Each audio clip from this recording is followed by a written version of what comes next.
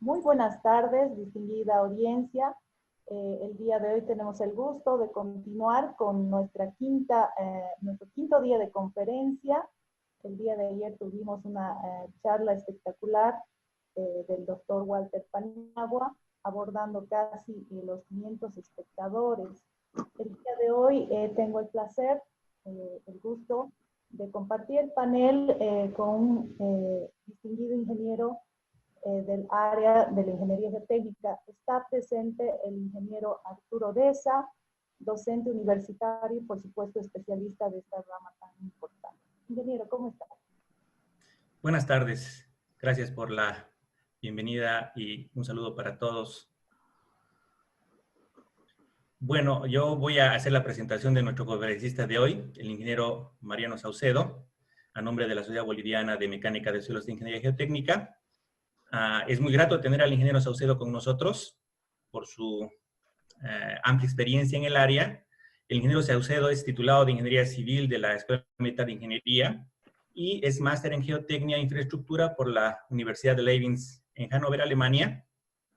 Él ha desarrollado su actividad profesional como ingeniero civil principalmente en el área de geotecnia, habiendo trabajado 5 años en Alemania como director técnico para Latinoamérica de la empresa GGU Civil Server, que es una empresa especializada en software para geotecnia, y posteriormente ha trabajado como gerente técnico de la empresa Pilotes Terrates Perú, también durante 5 años, a cargo del diseño de múltiples tecnologías en el rubro de la geotecnia para obras muy importantes en el Perú. A partir del año 2005, el ingeniero Saucedo asume la gerencia general de la filial de Pilotes Terrates en Bolivia. Y a partir de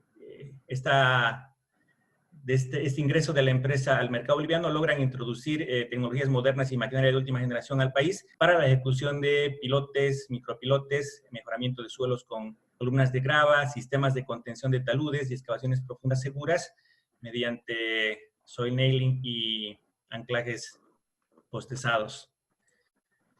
Es particularmente grato para mí introducir al ingeniero Saucedo porque nosotros hemos sido compañeros en la universidad inicialmente y posteriormente también hemos compartido la realización de la maestría en Geotecnia e Infraestructura en la Universidad de Hannover y como esta es la casa, o queremos que esta sea la casa de la geotecnia en Bolivia, también comentarles que este ha sido un programa que ha recibido alrededor de 20 ingenieros bolivianos durante un espacio de casi 15 años, haciendo especialización en esta área, y también se ha constituido una de las escuelas de la ingeniería geotécnica que posteriormente ha echado frutos en Bolivia, y estamos muy expectantes de ver lo que nos va a mostrar el ingeniero Saucedo ahora, que es parte de esos resultados y esas experiencias de hacer geotecnia de primer nivel en el país, y estamos, como digo, muy expectantes de lo que nos va a mostrar. Entonces, le damos nuevamente la bienvenida al ingeniero Saucedo y le agradecemos mucho su predisposición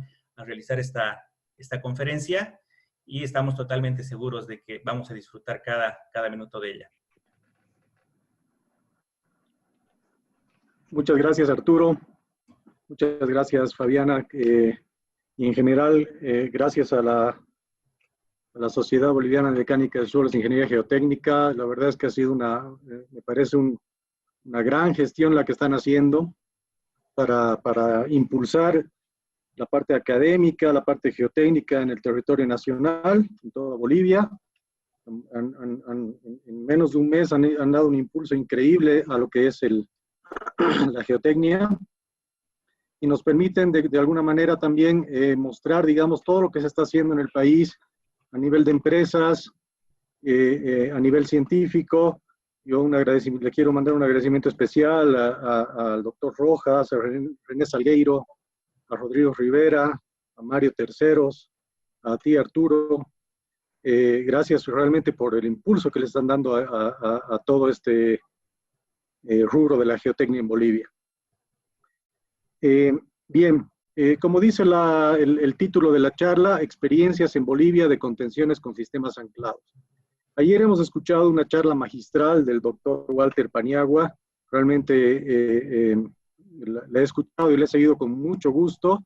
Voy a tratar de no ser repetitivo, digamos, porque hay cosas que obviamente son similares, digamos, pero más que nada, obviamente que el enfoque de la charla de hoy es a mostrarles con orgullo lo que se está haciendo en Bolivia actualmente, ¿no? Hemos visto, digamos, cosas que se están haciendo en el mundo, excavaciones muy profundas, ingeniería de altísimo nivel, pero también quiero mostrarles que en Bolivia ya desde hace por lo menos 5 años se está llevando adelante, se han hecho obras de magnitud, digamos que nada tienen que envidiar a obras en el exterior.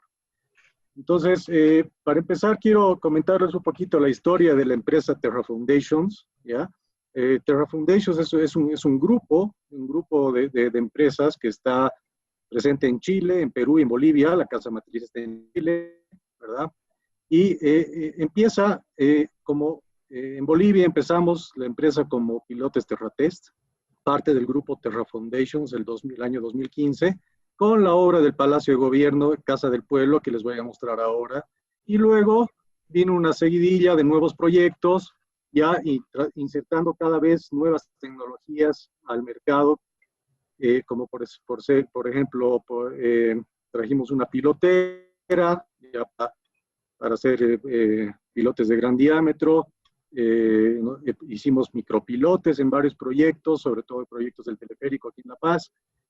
Luego fuimos entrando a otros mercados, mercado industrial, por ejemplo, hemos hecho toda la ampliación de la planta de cemento con micropilotes, estaciones de la línea celeste del teleférico y muchos trabajos de contención que son en los que me voy a enfocar ahora. Hemos traído de a poco otras tecnologías, por ejemplo, una grúa con un vibrador, digamos, que permite hacer columnas de grava, es decir, mejoramientos con vibrosustitución. Los hemos hecho para tanques de combustible en YPFB en Santa Cruz. Hemos hecho micropilotaje para toda una estación del tren metropolitano que se está construyendo en Cochabamba. Y bueno, con mucho pilotaje desde entonces en Santa Cruz. Hay un gran requerimiento para hacer pilotes FA, para hacer pilotes FDP, que son pilotes de desplazamiento, pilotos con hélice continua. Y también hemos traído las tecnologías para poder, digamos, abastecer también el mercado con estas tecnologías que ya eran conocidas en la ciudad de Santa Cruz. Actualmente estamos ejecutando la obra Green Towers en la ciudad de Santa Cruz, que es una obra muy grande, que se las voy a mostrar al final de la presentación, bueno, donde ya esta obra prácticamente nos ha permitido desarrollar por completo la gama de tecnologías que ofrecemos, traer grúas, traer cucharas para hacer muros pantalla, traer otra pilotera, etcétera. Entonces ha significado un crecimiento para la empresa. Y ahora quiero contarles un poco la historia de cómo hemos encontrado el mercado, porque nosotros iniciamos, como les mostré, iniciamos trabajos el año 2015 en Bolivia, ¿ya? Se abre la filial, justamente a raíz de la obra de Casa Grande del Pueblo, pero ya haciendo un sondeo, digamos, de cómo se hacían las construcciones en la ciudad de La Paz, y lamentablemente esto continúa todavía, no es que ha cambiado esto del todo. Esto es un trabajo de a poco, donde las tecnologías van ingresando y se van desarrollando de a poco. Entonces vemos, por ejemplo, que las construcciones en la ciudad de La Paz, bueno, en general en toda Bolivia, se hacen todavía con métodos tradicionales como los que vemos en las fotos, es decir, apuntalando con puntales de madera, sin ningún tipo de medidas de seguridad para la gente que está trabajando en la base de las excavaciones. En muchos casos se tiene que desalojar a la gente, a los vecinos, como en el caso de esta vivienda, que se tuvo que desalojar toda la vivienda porque ya estaba demasiado comprometida la vivienda. Y la verdad es que nos llamaban y nos decían, qué interesante tu método, Mariano, a ver, podemos hacer anclajes acá. Y les decía, no, pues ya no, o sea, si ya me traes al muerto, ya no podemos hacer nada, ¿no? Entonces, el trabajo se tiene que hacer planificado de entrada, cuando todavía no se ha excavado, ¿no? Ya el trabajo tiene que ser desde la etapa de arquitectura. El arquitecto ya tiene que definir cómo se va a hacer la excavación. Entonces, este es un tema de concientización que viene desde todos los niveles profesionales, desde el anteproyecto, que ya tienen que pensar cómo se va a hacer la excavación, que es algo que piensan recién cuando se han adjudicado el proyecto, y no debe ser así. Estos son otros proyectos, por ejemplo, que van en la misma línea. Fíjese acá cómo se está apuntalando la vivienda vecina. Nadie sabe a ciencia cierta cómo logran hacer al final los muros de contención, los hacen por franjas, pero siempre comprometiendo a las viviendas vecinas. Se sabe de muchos casos que se llevan por delante los jardines, vecinos, calles, y también lamentablemente se tiene que comentar y contar con decesos de personal, ¿no? Aquí, por ejemplo, una excavación donde es muy típico hacer un núcleo central y luego ir ampliando, digamos, hacia los laterales. Entonces, como ven, digamos, todavía estamos en una etapa de transición, de transición tecnológica, en la que todavía se ven este tipo de construcciones, pero de a poco, como ha pasado en el Perú hace 15, 20 años, como ha pasado en Chile, en México, que mostró ayer el doctor Paniagua, que llevan ya haciendo anclajes hace por lo menos 30 años, ¿no? Entonces, el salto tecnológico se está dando en Bolivia, ya hace 5 años estamos ya haciendo esto, y les muestro, por ejemplo, esta foto que muestra con claridad, digamos, la diferencia en una excavación profunda, ejecutada y sostenida con anclajes temporales.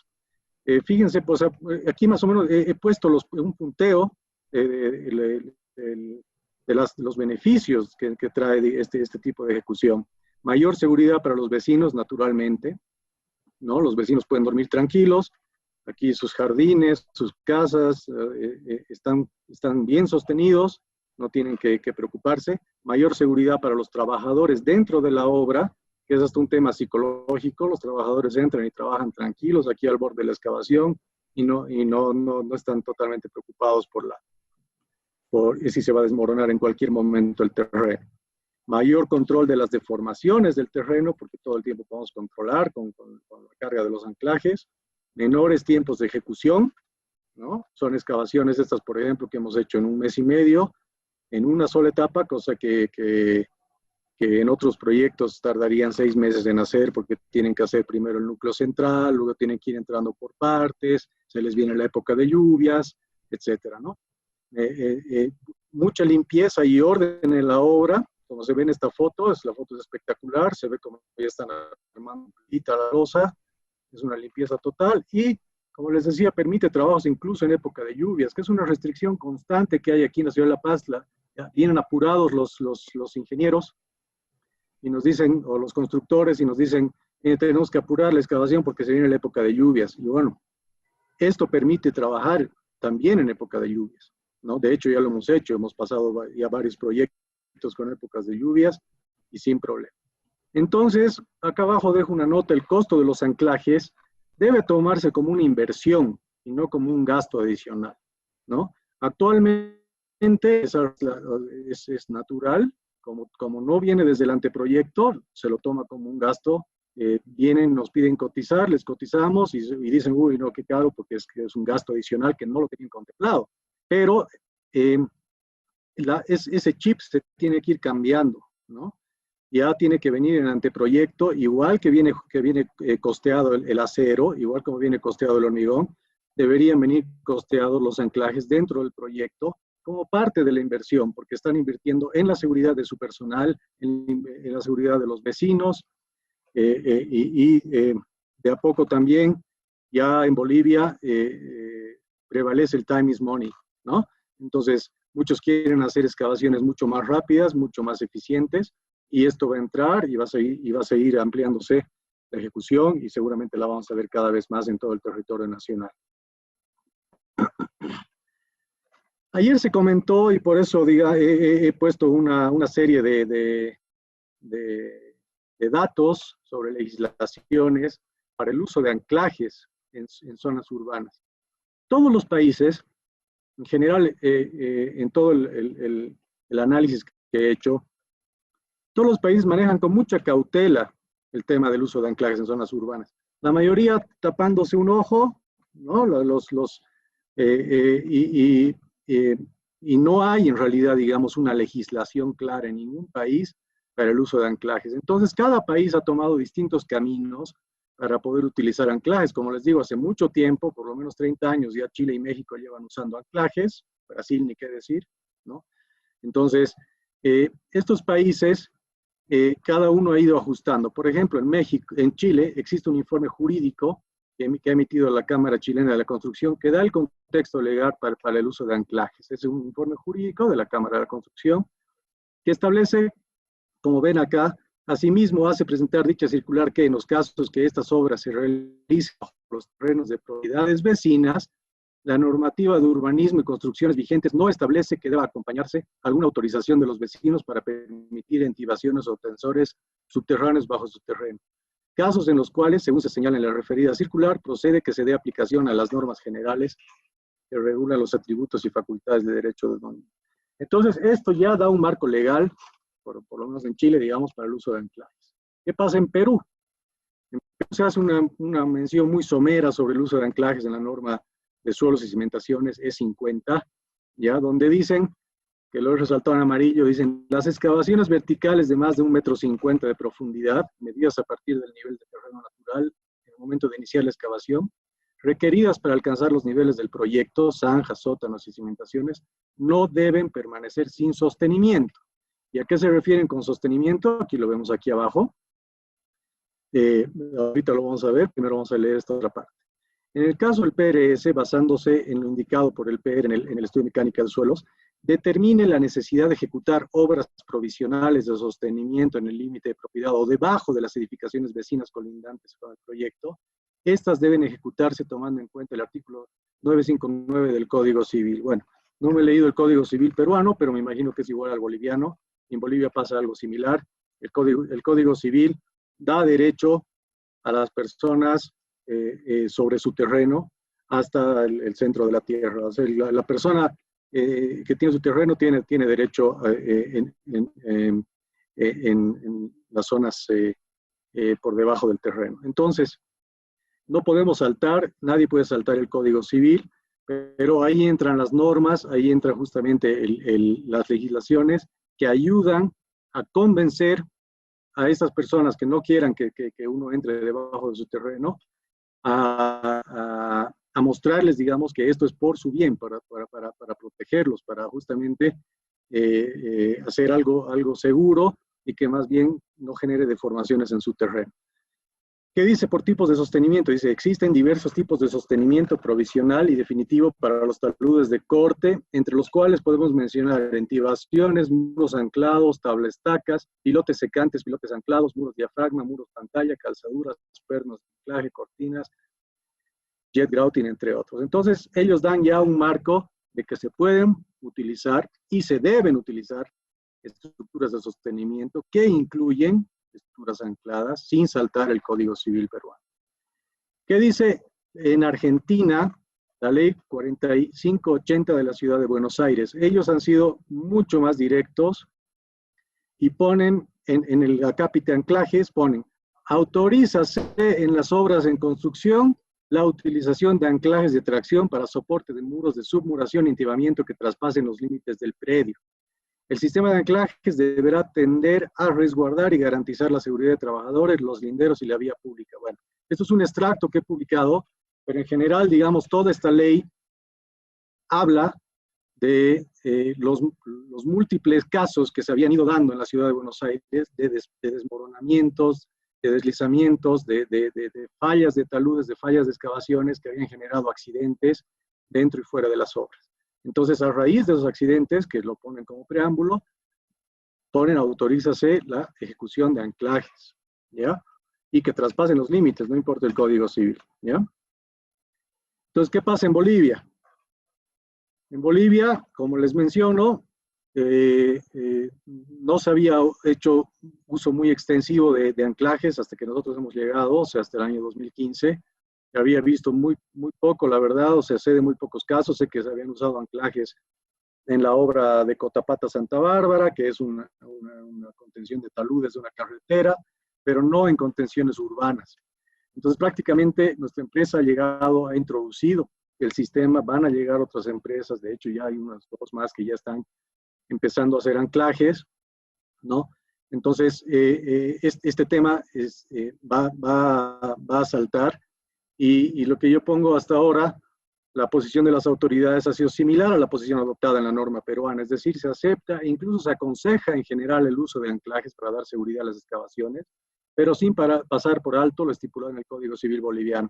Es decir, que no puedo obligarle a nadie, la verdad, si alguien me dice no, no quiero, lastimosamente no podemos entrar a su terreno. Ahora, habría que ir a preguntarle y decirle al señor, ¿por qué no quiere? ¿Verdad? ¿Por qué no quiere? Si en realidad lo que estamos haciendo es por su seguridad. Entonces, y nos obligaría a hacer una excavación sin anclajes y que probablemente no puedan utilizarse dependiendo del tamaño de la excavación, tampoco puedan utilizarse un sistema de apuntalamiento. Entonces, lo que está haciendo el señor es hacerse harakiri, porque la construcción igual se va a hacer, ¿no? La excavación igual se va a hacer y el tipo al negarse, la persona al negarse a que se ancle debajo de su terreno, lo que está haciendo es poner en riesgo su propio terreno, ¿verdad? Entonces, esto es lo que hay que justamente trabajar. El gobierno municipal de La Paz ya ha avanzado bastante en la elaboración de una legislación, lo hemos estado trabajando. Ya hay avances muy parecidos a los de la ciudad de Buenos Aires, justamente para autorizar, aunque como les digo, siempre sin saltar el Código Civil boliviano. Eso nunca lo vamos a poder saltar. Tiene que ser algo extendido donde uno diga, ya bueno, todos lo están haciendo, entonces bien, háganlo también debajo de mi edificio o debajo de mi casa, como les voy a mostrar algunos casos que ya hemos vivido aquí en La Paz. El uso de anclajes temporales para contenciones de excavaciones en zonas urbanas es de aplicación extendida en el mundo entero. Entonces ya no es de extrañarse que esto vaya a crecer aquí en las ciudades en Bolivia, ¿no? Y considero que la sociedad, justamente la Sociedad Boliviana de Mecánica de Suelos, y junto con las cámaras de la construcción, como ha pasado en otros países, son los que deben dar las directrices y elaborar una normativa que regule y además sugiera el uso de anclajes para contener excavaciones profundas. Entonces, esto justamente lo que va a hacer es dar la seguridad y el marco legal para que se siga construyendo de esta manera segura las excavaciones. Bien, les voy a mostrar un poco el plan de la presentación. He hablado, ya me he adelantado los anclajes, entonces les voy a mostrar qué son los anclajes y qué tipo de anclajes hay. Vamos a mostrar métodos convencionales de intibación, aunque sea un poco repetitivo a lo que se ha visto ayer, siempre va a surgir algo nuevo. Y voy a entrar de lleno a ver muros anclados, que es algo que se viene haciendo mucho en Chile, en Perú, en otros países, y hemos logrado introducir también aquí en Bolivia. El soil nailing, que es un sistema también de contención, muy, muy sofisticado, muros de pilotes anclados y muros pantalla anclados. Entonces vamos al punto 1, que serían los anclajes. Por ejemplo, aquí la figura 1 lo que muestra es protección de excavaciones verticales. Se puede utilizar, como les digo, para excavaciones verticales, excavaciones urbanas, o también para estabilización de taludes, como el que se ha utilizado en Cotapata, Santa Bárbara, o en otros lugares. La utilización de anclajes en el terreno, tanto en su versión permanente o temporal, constituye una apropiada solución técnica que proporciona una gran seguridad al proyecto y reducción de plazos de obra. Los anclajes pueden ser activos o pasivos dependiendo de las características y necesidades de cada proyecto. Entonces aquí ya me estoy adelantando algunos criterios y les voy a ir mostrando cada uno de los tipos de anclajes.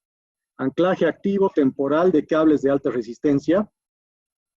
Temporal, ojo, ¿eh? Entonces fíjense cómo sería la conformación del anclaje temporal.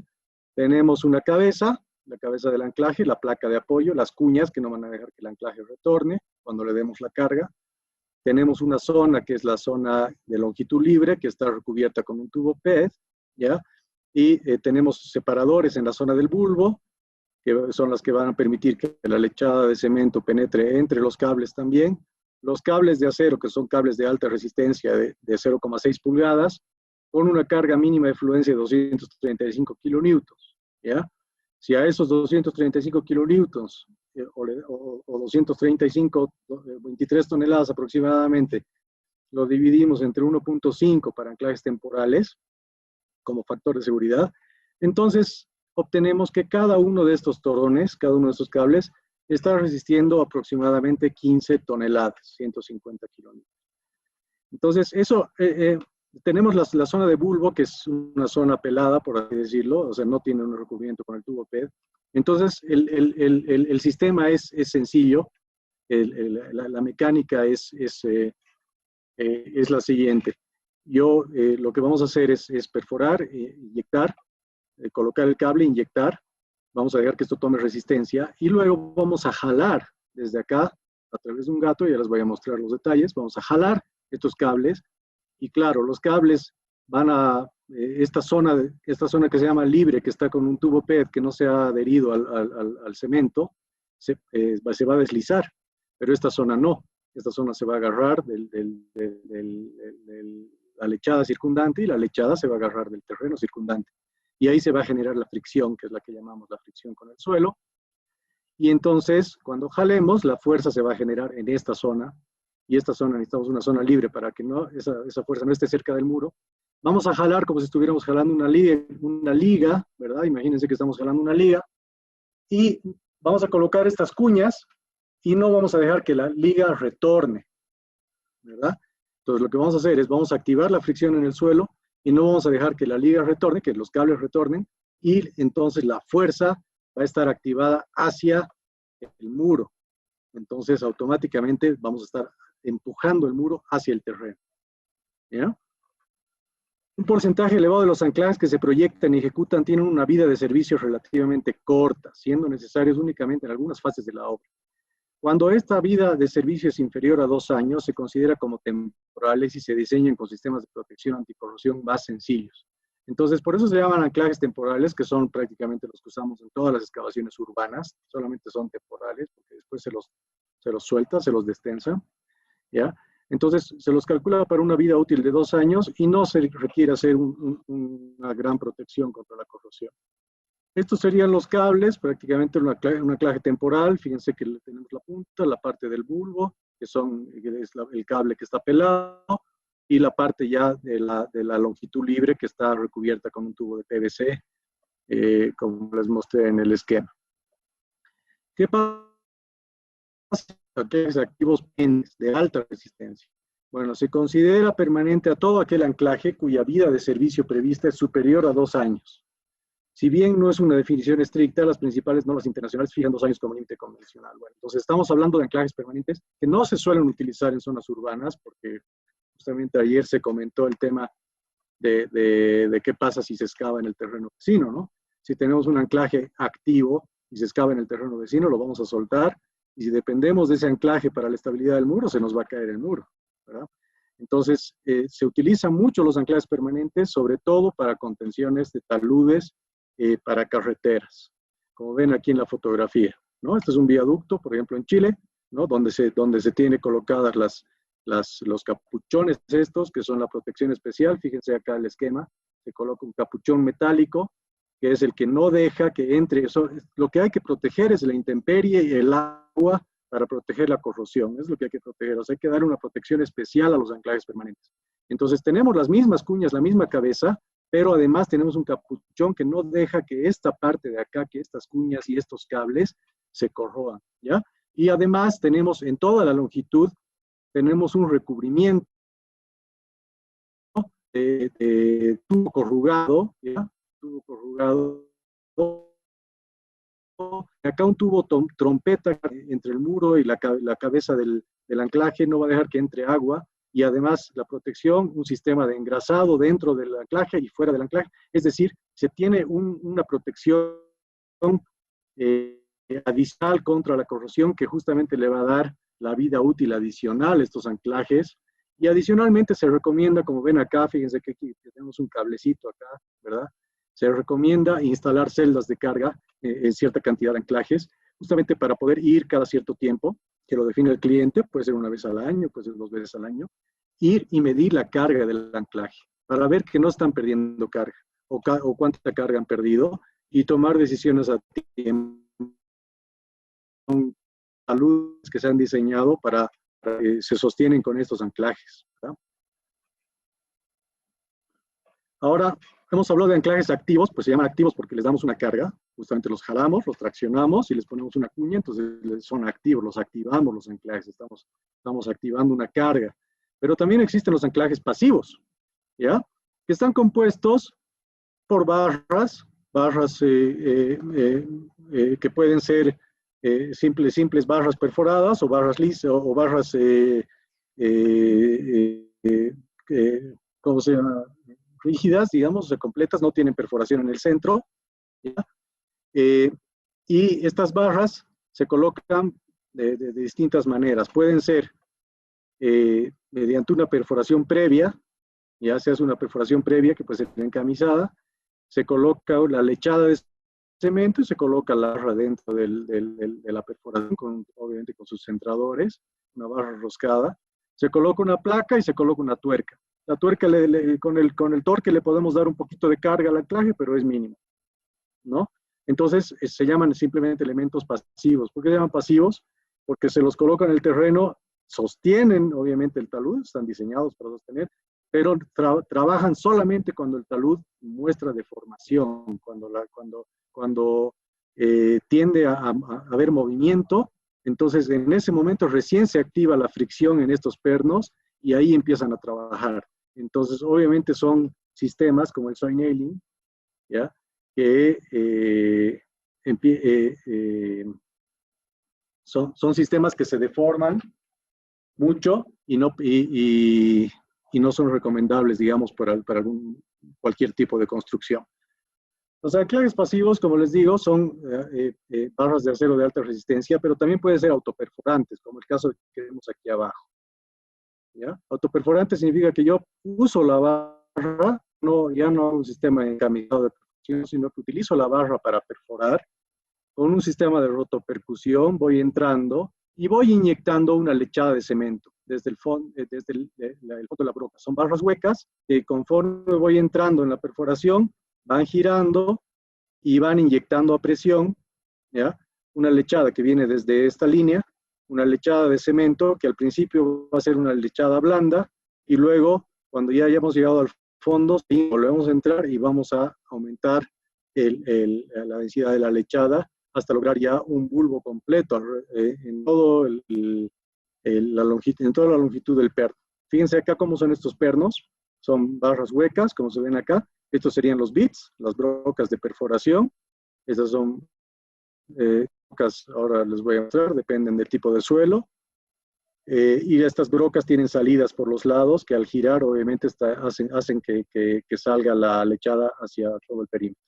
Tenemos los separadores, la placa, la tuerca, tenemos justamente aquí la tuerca final y los empalmes, los manguitos que se llaman, ¿no? Porque estas barras vienen de 3 metros y las vamos incorporando, metemos 3 metros, colocamos un manguito, otros 3 metros, manguito, 3 metros, y con eso podemos lograr las longitudes deseadas que pide el diseño.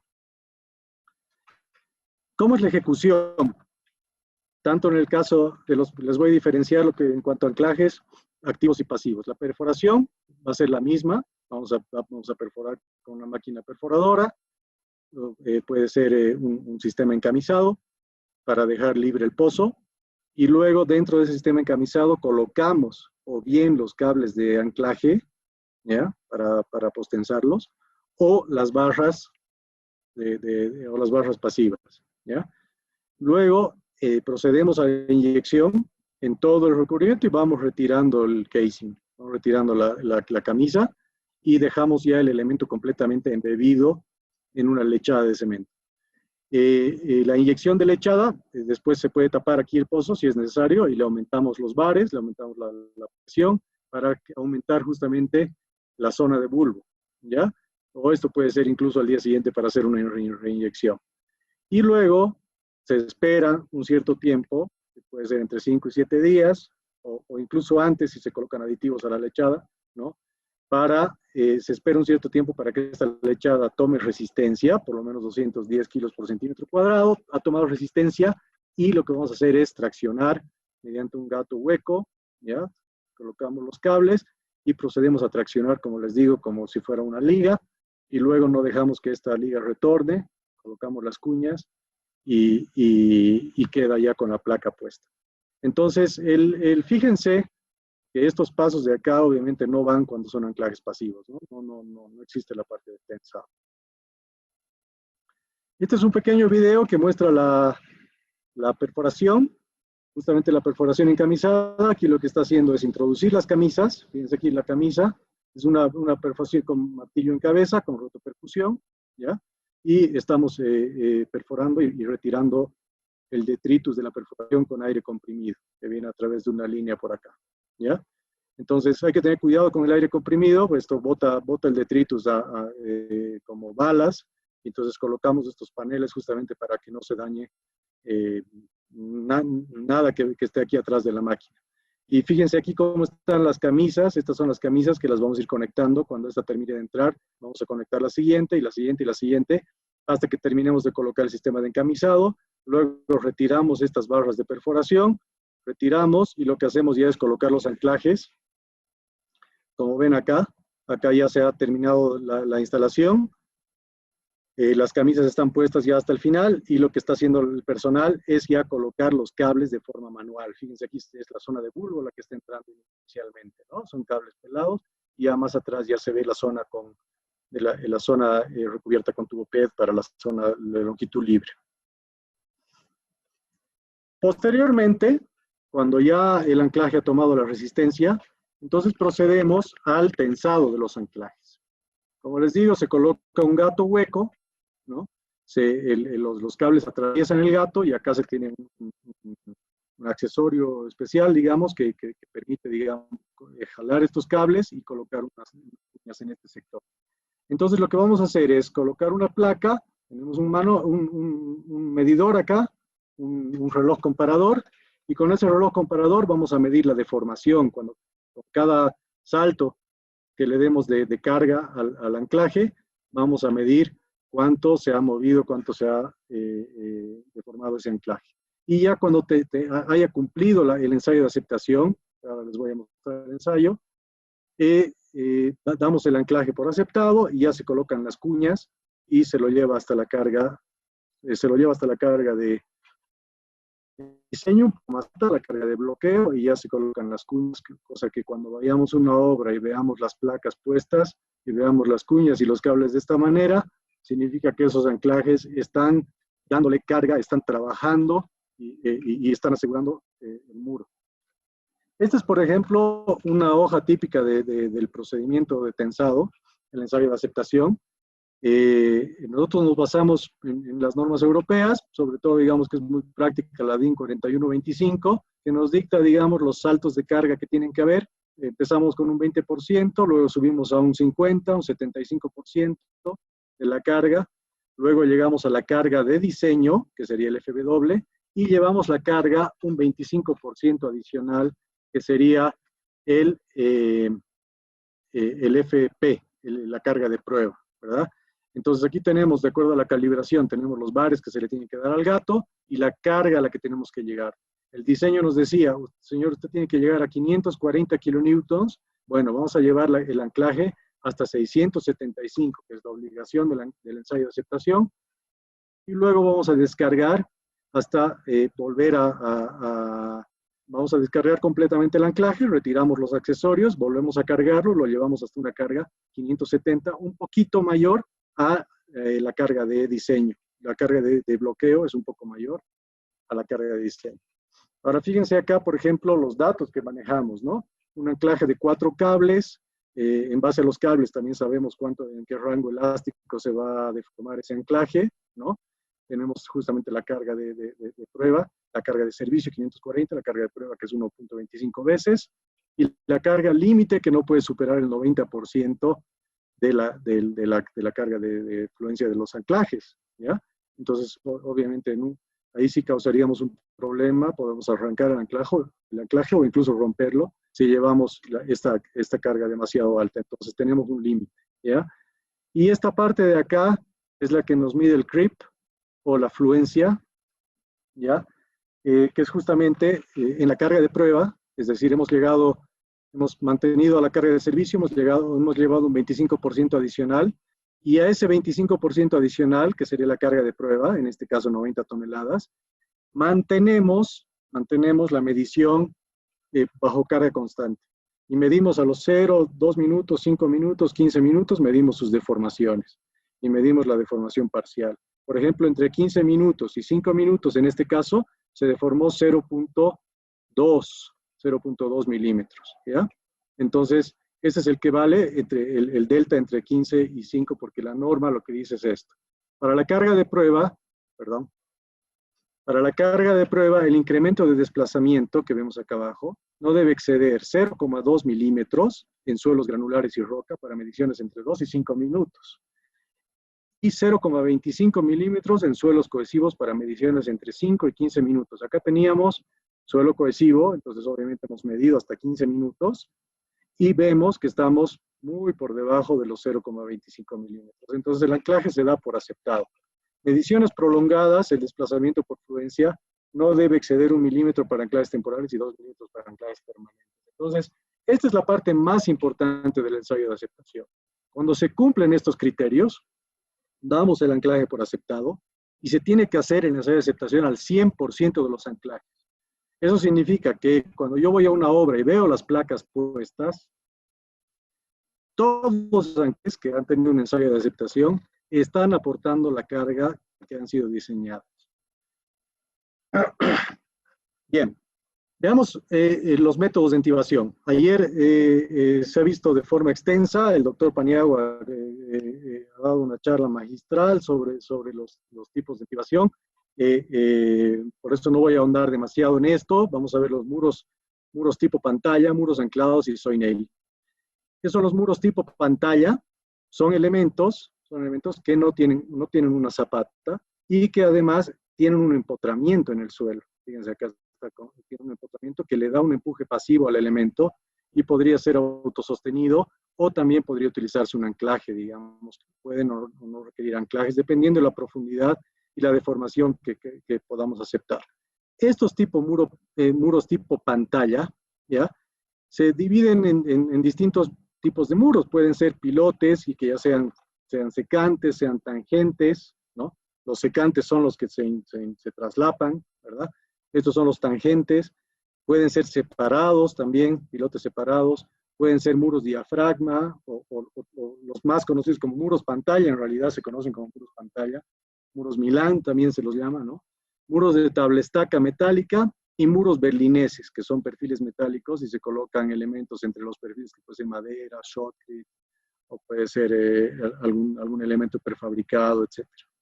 Entonces, todas estas pantallas tienen la misma característica, tienen un empotramiento en el suelo y tienen otra característica, existen antes de la excavación, se los hace antes de excavar, ¿sí? Entonces, se dividen, tienen otra subdivisión, son los muros que se llaman impermeables y los muros permeables, ¿no?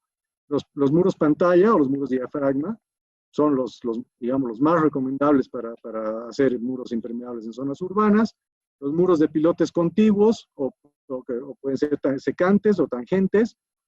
Estos muros también se utilizan mucho, por ejemplo, en Alemania, digamos, para hacer excavaciones bajo nivel freático, pero hay que tener mucho cuidado con este tipo de muros porque hay que tener mucho cuidado con la verticalidad. Es muy difícil lograr la verticalidad. No podemos utilizar, se tiene que utilizar unas guías especiales en la superficie. Se tiene que utilizar un sistema encamisado, ¿ya? Si utilizamos CFA, no es recomendable utilizar el CFA directamente, ¿no? Porque lo que va a hacer es nos va a generar desviaciones y esas desviaciones obviamente van a ser más abajo que penetre el agua, ¿verdad? Y no solamente va a penetrar el agua, va a empezar a penetrar la arena, va a empezar a lavar el suelo y nos puede generar un colapso. Entonces, hay que tener cuidado con los muros de pilotes, que en general tienen que ser muros encamisados, ¿ya? Luego tenemos el muro de tablestacado metálico que se utiliza mucho para puertos, ¿ya? En el tema portuario es muy utilizado, muy práctico. Y los muros permeables, por ejemplo, el muro berlinés, que el nombre lo dice, viene de la ciudad de Berlín, donde fue el primer uso que se le dio a este tipo de construcción para el metro de Berlín, ¿no? Y es algo muy simple, se hincan los perfiles de acero, y luego se empieza a excavar, y conforme vamos excavando, vamos colocando elementos de madera entre los perfiles, que aquí, digamos que de este lado está el suelo, de este lado está la excavación. Entonces, viene por acá, pero el empuje, lo que hacemos es causar el efecto arco, es decir, estos elementos son los que toman el empuje, y estos elementos solamente están ahí para sostener el suelo intermedio. Y los pilotes discontinuos, que es lo que hemos empleado nosotros acá en La Paz, en 2 obras que les voy a mostrar. ¿no? Pilotes discontinuos, cuando no existe agua, cuando no hay nivel freático son napas colgadas, algo que sea controlable, entonces es muy recomendable porque obviamente que abarata mucho los costos separar los pilotes.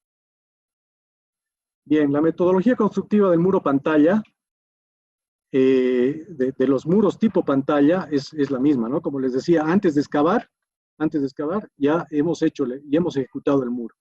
Entonces, eso es lo que le da la seguridad a este tipo de construcción, porque cuando empecemos a excavar nos vamos a ir encontrando con un elemento ya ejecutado, un elemento ya hecho, y no va a dejar que se deforme el terreno del lado, ¿ya? Entonces, ejecutamos la pantalla y podemos empezar a excavar tranquilos. Y dependiendo de la profundidad de excavación, vamos a necesitar, obviamente, anclajes, que en zonas urbanas van a ser temporales, ¿ya? Vamos a, dependiendo, como les digo, de la profundidad de excavación, vamos a utilizar anclajes. Y cuando hemos llegado al fondo de la excavación, subimos con el edificio, y una vez que el edificio ha tomado ya, el edificio tiene que ser diseñado también para tomar las cargas de empuje del suelo, procedemos al destensado de los anclajes. Entonces, el vecino, cuando quiere excavar aquí al lado y hacer su propio edificio, lo que va a hacer, se va a encontrar con cables sueltos. Ya que las retroexcavadoras los retiran con mucha facilidad. Ayer el ingeniero Paniagua lo comentó, en México se topan todo el tiempo con el tema. Yo también lo he visto muchísimas veces en Perú, que ya se hace mucho el tema de anclajes. Lo he visto muchas veces en Perú, en Chile. Es algo muy simple, uno se encuentra simplemente con cables, y los cables o bien se pueden cortar o se retiran con la misma retroexcavadora. Es decir, que no perjudicamos el terreno vecino, ¿ya? No lo dañamos. Y las estructuras de muros anclados o soil nailing, que son elementos, como vemos aquí en la imagen, que no tienen empotramiento, por tanto tienen otro tipo de diseño, no tienen un empuje pasivo, ¿ya? Y tienen que ser sostenidos sí o sí con algún elemento que puede ser un anclaje activo o un anclaje pasivo. Entonces, esto es diferente porque fíjense que hay un momento constructivo en el que no hay nada. Tenemos que excavar primero antes de construir. Luego, obviamente, colocamos el anclaje, hacemos el muro y lo tensamos el anclaje, y eso nos permite ir bajando de forma segura. Es una construcción sumamente segura, pero no es la más segura. Obviamente que tenemos que ir diferenciando entre qué tipo de construcciones son, cuáles son los vecinos, si queremos que el vecino, por ejemplo, si es un museo o es una catedral que no puede deformarse, entonces no vamos a optar por estos sistemas, que son sistemas que son más deformables, por así decirlo, ¿no? Una característica interesante, fíjense, es que estamos utilizando el mismo muro del proyecto, lo estamos utilizando para sostener la excavación, lo cual nos genera un enorme ahorro, ¿no? Y obviamente el destensado de los anclajes cuando ya está la estructura hecha. Nunca dejamos anclajes tensados, ¿ya? Eso, dejar anclajes tensados es igual a generar accidentes en el futuro, porque nadie sabe en 15, 20 años quién va a ir a excavar ahí, y la fuerza está dirigida hacia este lado, ¿verdad? Entonces, si alguien excava acá, se le va a venir un cable y va a cortar todo lo que encuentre, ¿no? Voy a entrar a ver los muros anclados.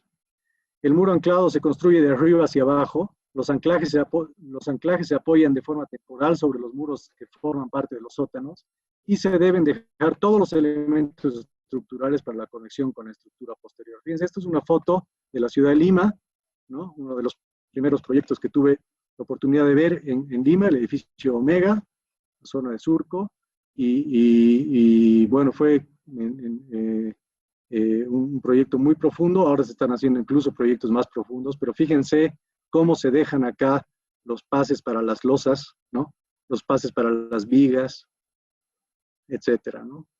Entonces, ¿cuáles son las consideraciones constructivas de los muros anclados? Confirmar que el suelo es rígido, obviamente, y capaz de resistir excavaciones por fases. Esto debe ser confirmado con el estudio de mecánica de suelos. Se debe confirmar que no existe presencia a nivel freático. Si existen arenas sueltas o suelos desmoronables, se sugiere cambiar de método, ¿ya? Es un sistema que se construye de arriba hacia abajo, y si se empieza a desmoronar la arena, no es el método más conveniente. La altura de los paños está sujeta a la capacidad de los encofrados y a la estabilidad del talud. Por lo general, esta altura no supera los 3 metros, por lo menos en suelos aquí en La Paz. La separación máxima entre anclajes recomendadas de 3 metros, paños mayores generan zonas inestables durante la excavación de anillos inferiores.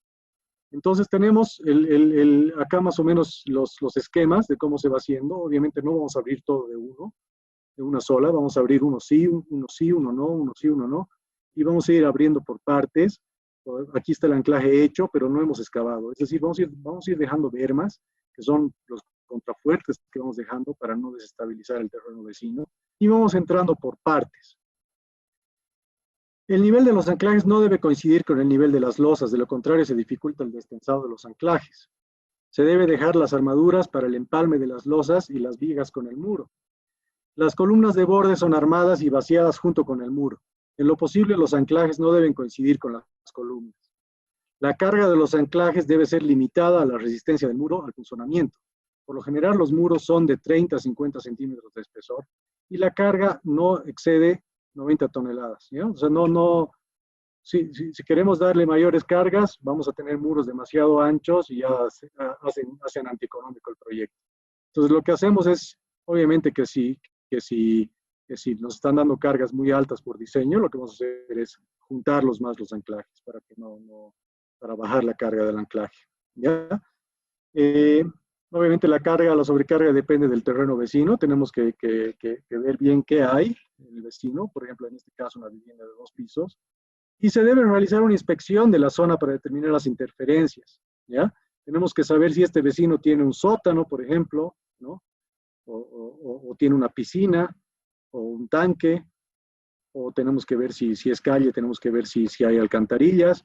Y les digo y les aseguro y les pido que por favor verifiquen esto siempre, porque pasa, cuando no se identifican bien las interferencias, uno puede terminar perforando sótanos y no es algo agradable.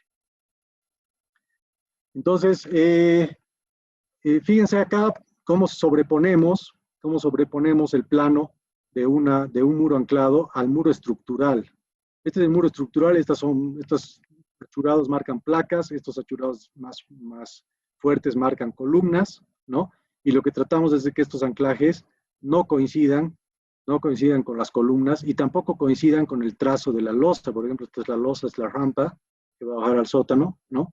Y tratamos de que estos anclajes estén un poquito más arriba o un poquito más abajo de esa zona de losa, porque si no, no podríamos destensar los anclajes posteriormente y nos causaría un conflicto tremendo. O tenemos que picar la losa para poder destensar, porque obviamente no queremos que esos anclajes se queden tensados. Veamos la preparación. Esta sería, como les digo, la preparación ideal del terreno. Uno sí, uno no, uno sí, uno no. ¿Ya? Aquí estamos ya perfilando el terreno, van a colocar la armadura, van a colocar el muro, y lo que vamos a hacer es entrar a perforar nosotros todos los anclajes. Sobre todo, fíjense que aquí el anclaje ya está hecho, ¿no? Vamos a ir perforando. Entonces, les voy a mostrar una secuencia rápida de un proyecto de cómo se va avanzando. Uno sí, uno no, uno sí, aquí está perfilado, aquí no está perfilado, aquí está perfilado, aquí no.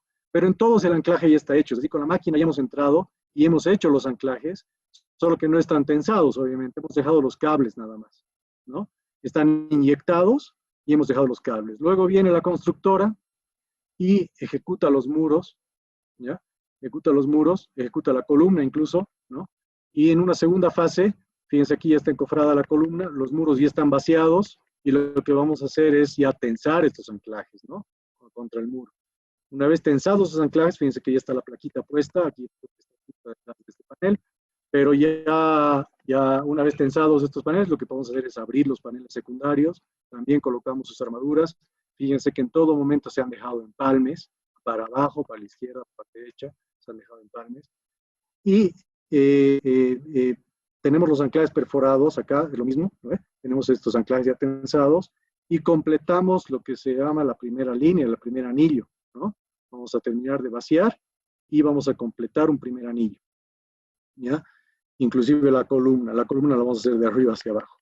Entonces, una vez completado el primer anillo, que sí o sí tiene que estar debidamente tensado, vamos a proceder a hacer lo mismo en la segunda línea, ¿no? Uno sí, uno no, y vamos a dejar bermas de seguridad, Y vamos a proceder de la misma manera como vemos aquí en las fotos. Tenemos los anclajes antes del tensado y tenemos acá ya, estamos abriendo los secundarios.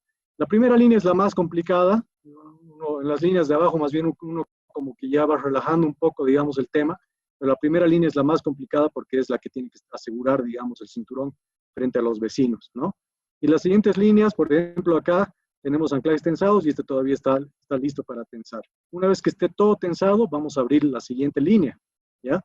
Vamos a abrir la siguiente línea, aquí está, fíjense los puntos marcados ya para la siguiente perforación de anclajes, y así sucesivamente vamos a llegar, columna y todo, vamos a llegar hasta el fondo de la cimentación, ¿ya? Manteniendo en todo momento segura la vivienda vecina y, como les digo, tenemos que tener un suelo que se soporte y que no haya agua. ¿Y cómo es el proceso de destensado? Después, cuando ya están ejecutados los sótanos, entramos con nuestro personal especializado, con el sistema de oxicorte, y obviamente esta persona nunca se tiene que parar de frente, a pesar de que la carga del anclaje está dirigida hacia el terreno. Pueden saltar cuñas, entonces nunca corta de frente al anclaje, sino de lado. ¿Ya? Fíjense, aquí está cortando de lado. Y lo que hace es con calor, va a soltar las cuñas. Y lo que hace uno es escuchar pipocas, poc, poc, poc, ¿no? Cómo se van soltando los cables y esa fuerza se disipa en el terreno vecino y se acabó. El anclaje es que queda un cable suelto. Proyectos en Bolivia, les voy a mostrar los más destacados que hemos hecho. Por ejemplo, este proyecto Banco FIE, que lo hemos ejecutado con la constructora Tauro. Quiero aprovechar de mandar un saludo especial a mi amigo y colega Marco Ayala, que está pasando malos momentos. ¿Ya? Un saludo para él, deseándole una pronta recuperación. Y bueno, este proyecto tiene una altura de 17.10 metros, obtuvo una altura, una cantidad de anclajes temporales de 1.680 metros lineales y un tiempo de ejecución de aproximadamente 2 meses. Fíjense acá entonces la altura de excavación, 5 líneas de anclajes que les fue en el fondo, y más o menos les voy a mostrar en el video, un video rápido de la ejecución. Fíjense, una primera línea ya hecha, ¿verdad? La segunda línea, uno sí, uno no, encofrando. Aquí estamos perforando con el panel, ¿no? Aquí estamos perforando los laterales y se está ejecutando la tercera línea, ¿no? Luego, ya una vez tensada la tercera línea, procedemos a la cuarta y es siempre el mismo método, ¿no? Vamos a dejar siempre contrafuertes, vamos a, dependiendo de la dureza del terreno, vamos a abrir ya 2 paños a veces, ¿no? Esas decisiones se toman ya en terreno, ¿no? Y continuamos con la excavación hasta llegar ya a la quinta línea. Aquí estamos perforando ya los laterales y tenemos una excavación completamente segura. Arriba viviendas que ni se enteraron de que habían hecho una excavación de 18 metros a su lado, ¿no? Y los trabajadores también trabajando tranquilos, incluso durante lluvias. Y después la zapata o la losa de fondo ya ejecutada con todo orden, con toda limpieza. Este otro proyecto, que es la Torre Ametrino, en la calle 11 de la ciudad de La Paz, se ha hecho con arquitectura y estilo, la empresa, una altura de excavación de 10 metros, es decir, 3 sótanos, y este proyecto tuvo la característica de que se hicieron coincidir las alturas de los paneles con las alturas de entrepiso, ¿ya? Entonces, por eso ven acá que se han dejado estas zonas huecas, dejando siempre unos taquitos, digamos, para evitar la deformación vertical, ¿ya? Pero en general no nos encontramos con estos proyectos tan bonitos porque en general las losas vienen con bajada para los sótanos, ¿verdad? Lo que pasa es que este edificio en particular era un edificio que se va a construir al centro de la excavación y este borde solamente se iba a ir apuntalado en algunas zonas, ¿no? Entonces, esta es la foto que les mostré también al principio. Aquí estamos perforando la tercera línea, un proyecto muy bonito. Este es el edificio Sinergia que hemos hecho en la avenida 20 de octubre, en la ciudad de La Paz, con la empresa Clerp. Tuvo una particularidad este proyecto. Fíjense acá, este era el terreno inicial y al lado teníamos el edificio Los Andes, al lado del edificio Europa, atrás el edificio, ya no me acuerdo el nombre, pero rodeados de edificios, ¿no? y edificios muy antiguos además, ¿no? Con zapatas aisladas, sin sótanos. Entonces, bueno, inclusive aquí se identificó un tanque de agua que justamente, como les digo, la interferencia, había que ver de no hacer anclajes ahí, entonces hicieron unos pernos nada más en esa zona, ¿no?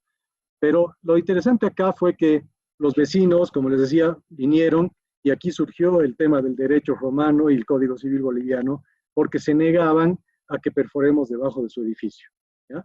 Entonces, ahí, este ha sido justamente un proyecto precedente, digamos, para lo que se va a venir más adelante, porque es justamente las reuniones, la sociabilización que se tuvo, el mostrar los proyectos que se hacen, cómo se hace en el mundo, cómo esta tecnología es a favor de los edificios y no más bien en contra, cómo la perforación no va a generar vibración, no va a generar ningún daño a sus zapatas. Fíjense que los bulbos se desarrollan muy por debajo de las zapatas de los edificios.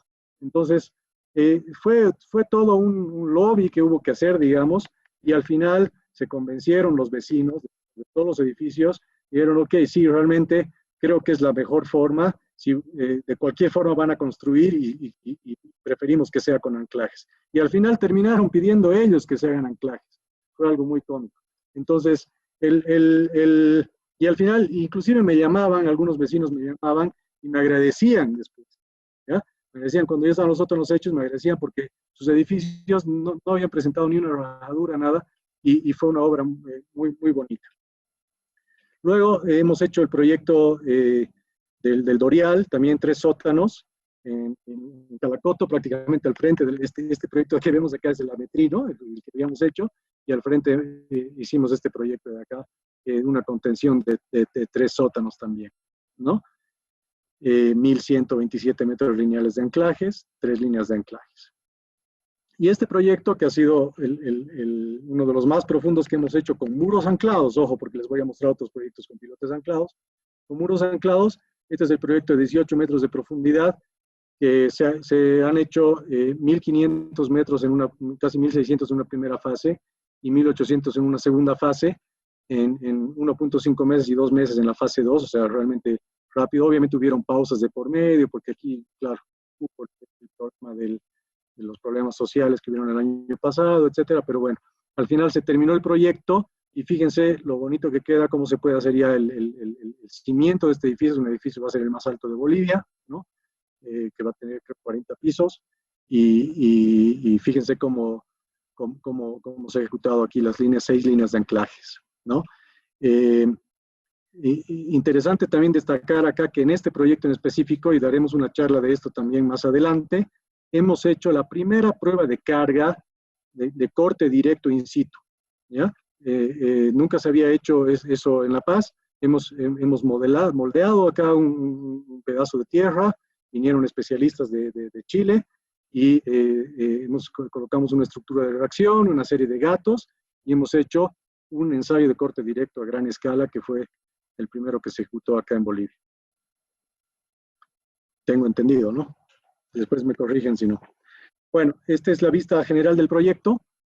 Justamente aquí vecinos, casas de 2, 3 pisos. Acá la avenida Vallivian, y acá tenemos un edificio de 11 pisos que fíjense que tenía sótanos, por eso nuestros muros anclados empiezan más abajo. Bien, el soil nailing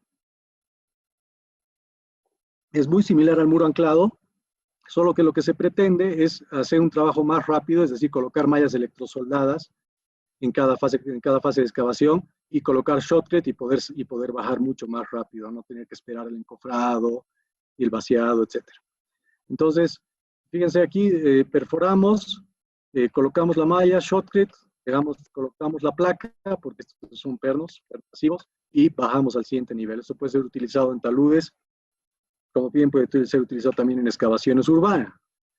Entonces, podemos utilizar barras autoperforantes. Nosotros preferimos utilizar barras autoperforantes, por ejemplo, estas barras de la empresa Eichebeck Titan, ¿ya? Que son alemanas, totalmente recomendables, ¿ya?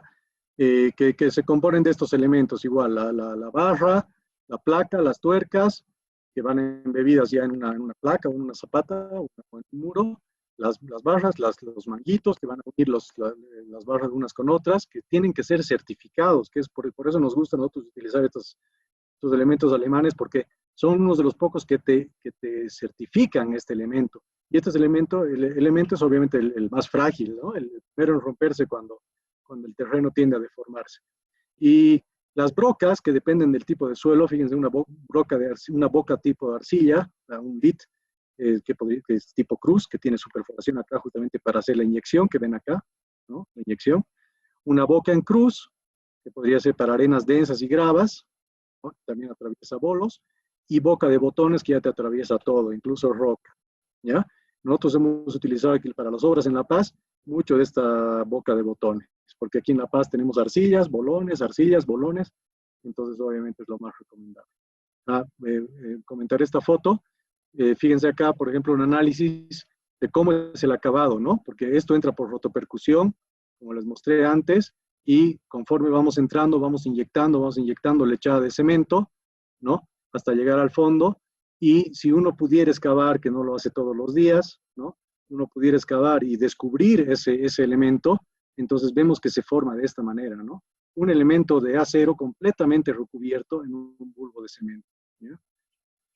Entonces, ¿cuál es la característica del autoperforante? Primero, entramos con una inyección primaria con relación agua de cemento 0,5 a 0,7. Eso sirve como estabilización y limpieza del pozo. Entonces, vamos entrando, perforando suave. Se debe limpiar la perforación mediante repetidas maniobras de extracción y reintroducción de la barra de perforación. Y luego sacamos la barra y volvemos a entrar, pero esta vez inyectando una lechada más densa de relación agua de cemento 0,4 a 0,5. Y con esta inyección se desplaza la inyección primaria hasta que la lechada final rebosa, esperamos que rebose, y con eso ya sabemos que ha terminado, que está completo el micropilote o el nail, ¿ya? ¿Qué se necesita de maquinaria? Es algo muy simple, necesitamos una planta inyectora, ¿ya? Y necesitamos una perforadora, que puede ser esta perforadora portátil, que la montamos en una grúa Manitou, es decir, una grúa con brazo telescópico. Y fíjense, por ejemplo, la perforación es muy rápida, es una perforación muy rápida. Aquí fíjense cómo está avanzando, fíjense la velocidad de avance con este martillo en cabeza, lo que está haciendo es, le está dando percusión y está girando también, ¿ya? Está girando, y a través de esta manguera de acá estamos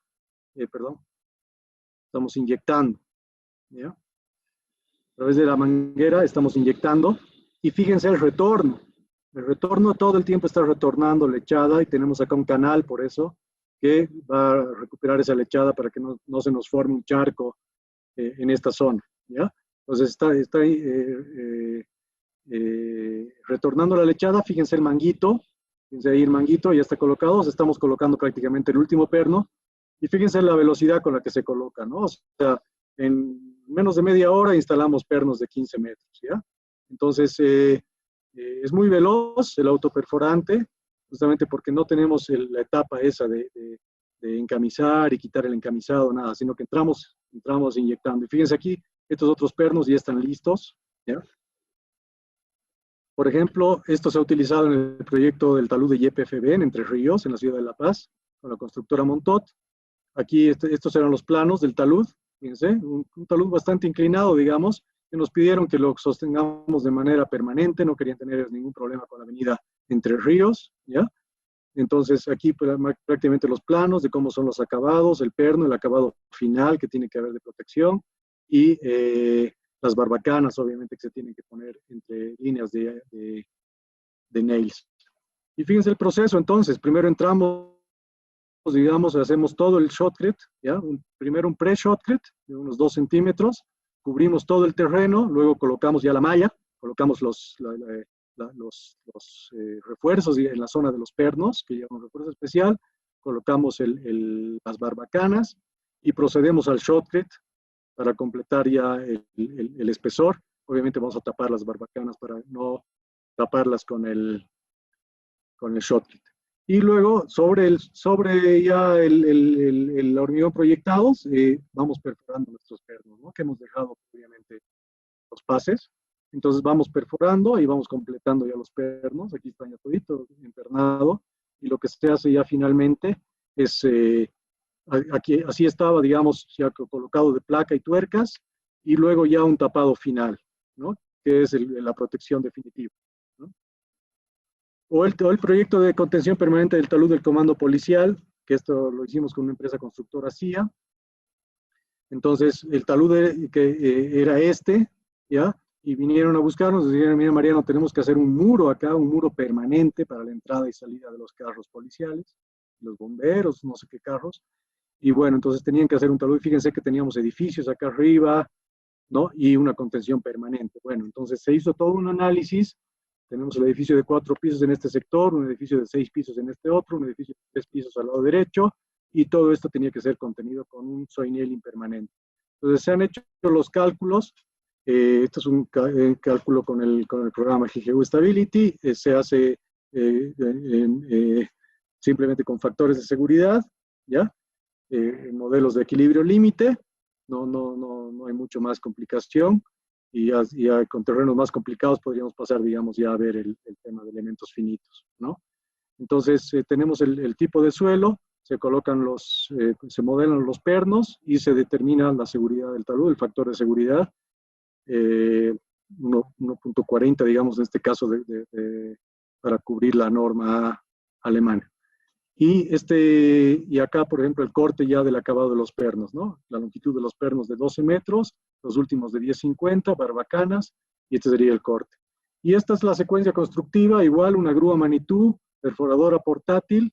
Primero se procedió a perforar todos los pernos, fíjense acá, estamos perforando todos los pernos, y luego muros in situ, en este caso se hicieron muros in situ, ¿no? Demoró un poco más, sí, pero igual se puede hacer, ¿ya? Entonces aquí, fíjense, se han hecho los muros in situ, las barbacanas entre líneas, estamos aquí ya perforando la 4ª línea, fíjense aquí ya el pintado final de la contención del talud, y aquí ya, digamos, el acabado final con los edificios arriba, y la protección definitiva también de los pernos, ¿no? Es decir, no están expuestos a la intemperie, no están expuestos a las lluvias, y eso hace que tengan una duración permanente, además de tener un galvanizado, ¿verdad? La placa, la tuerca, las barras son galvanizadas. Entonces eso le da una protección adicional contra la corrosión. Bien, vamos rápido a ver otro tipo de contención que son los pilotes anclados. Las contenciones ejecutadas con pilotes anclados ofrecen mayor seguridad, como les mostré, ¿no? Debido a un mejor control de las deformaciones. Por otro lado, la ejecución es mucho más veloz que el muro anclado, debido a que una vez ejecutados los pilotes se pueden ejecutar excavaciones masivas hasta cada nueva línea de anclajes, las cuales son significativamente menores a las líneas de anclajes necesarias en los muros anclados. La separación de los pilotes se determina en función de la resistencia del suelo y la presencia de agua. Esto, como les he comentado, ¿no? Pueden ser separados, tangentes o secantes. Vamos a recordar rapidito, ejecutamos los pilotes. Antes de excavar, ya nos vamos encontrando con pilotes hechos. Entonces excavamos, vamos haciendo los anclajes, y una vez que llegamos al fondo, podemos subir ya con el edificio, ¿ya? Podemos incluso incorporar los pilotes, eso hay que hacer un trabajo con la parte estructural, pero se podrían incorporar los pilotes a la estructura, para no perder tanto espacio.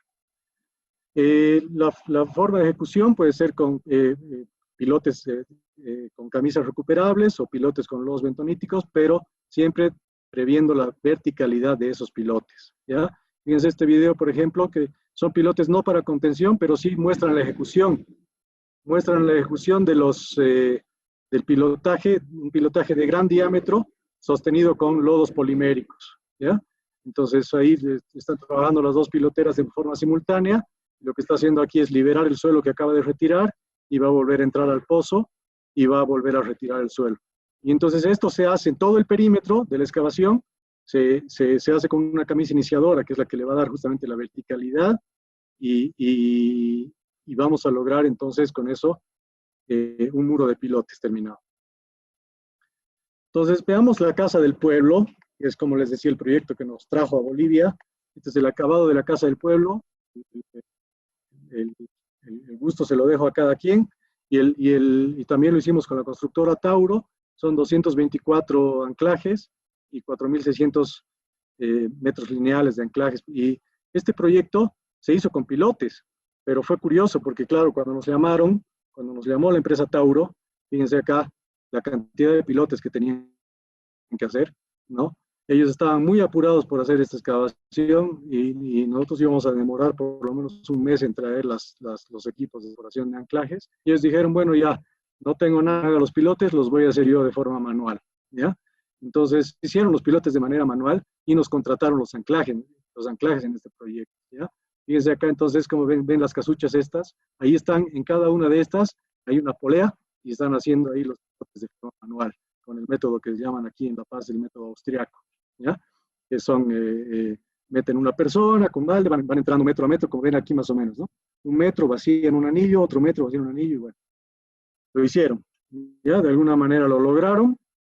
Aquí tienen el cabezal, fíjense el cabezal tremendo sobre los pilotes, y ahí ya llegaron nuestros equipos de perforación de anclajes, cada uno con su compresor, para poder hacer perforar con aire comprimido.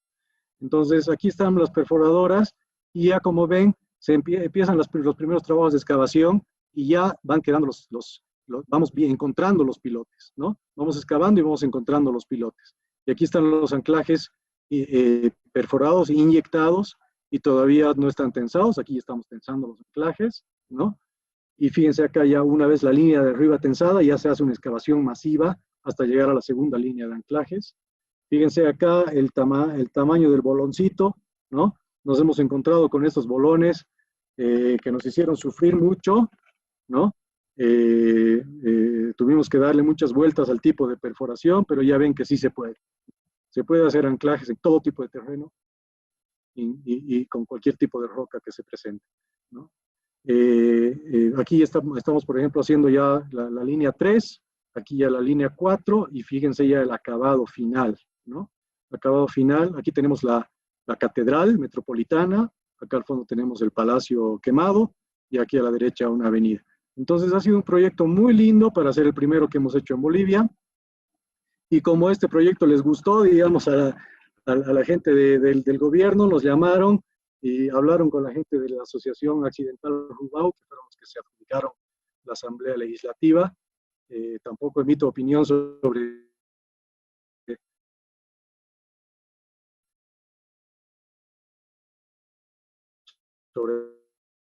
el acabado que va a tener, pero este tuvo la característica así de que para este proyecto trajimos una pilotera mecánica, que fue la primera que trajimos a Bolivia, ¿ya? Entonces, ya se imaginarán el show, el drama que ha sido meter una pilotera de 70 toneladas al centro de la ciudad de La Paz. Para los que conocen la ciudad, las callecitas, luego les contaré cómo hicimos esa travesía. Bueno, tenemos la calle Colón, tenemos la calle Comercio, tenemos el anexo del Palacio Legislativo de 8 pisos, un edificio de 6 pisos, muy sensible. Estos dos edificios son muy sensibles, y este también. Un edificio de 5 pisos, colegios médicos o algo así, y una casa de 2 pisos. Entonces, ¿por qué se decidió hacer pilotes anclados? Naturalmente porque era una obra del gobierno, no querían tener ningún problema, ninguno, no querían tener deformaciones tampoco los vecinos. Estos son edificios de adobe, ¿ya? Edificios súper antiguos, y no iba a ser pues que una constructora se baje el Palacio Legislativo, eso sí hubiera sido noticia.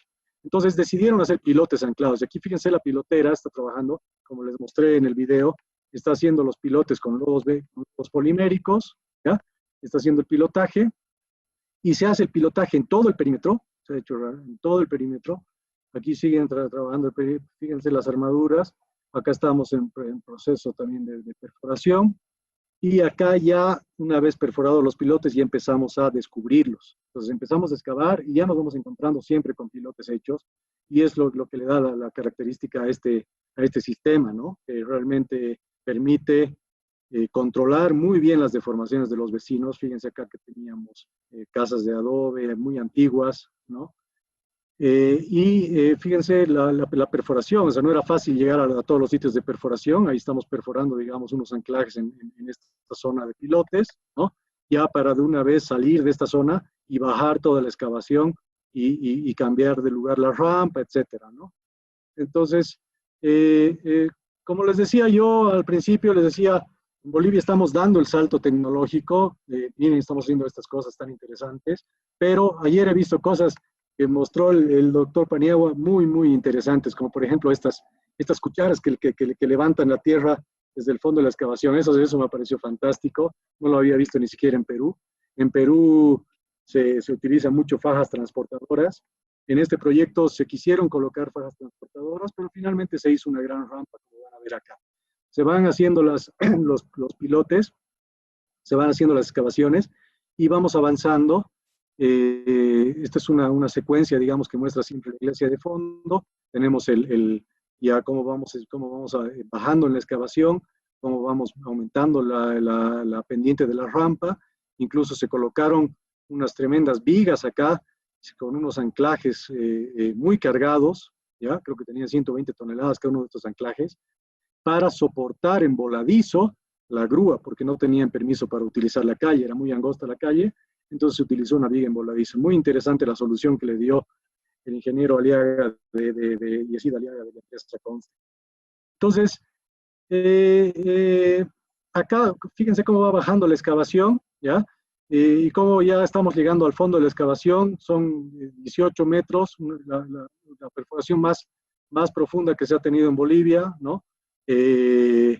Vamos a adelantar un poco el video del dron, ¿no? Para que vean, o sea, es realmente espectacular, digamos, cómo ha sido el acabado de esta, porque ya, claro, al final quitaron toda la rampa y ya quedó todo el sistema, ¿no? Ahí también tenemos una linda panorámica de nuestra linda ciudad de La Paz, y fíjense cómo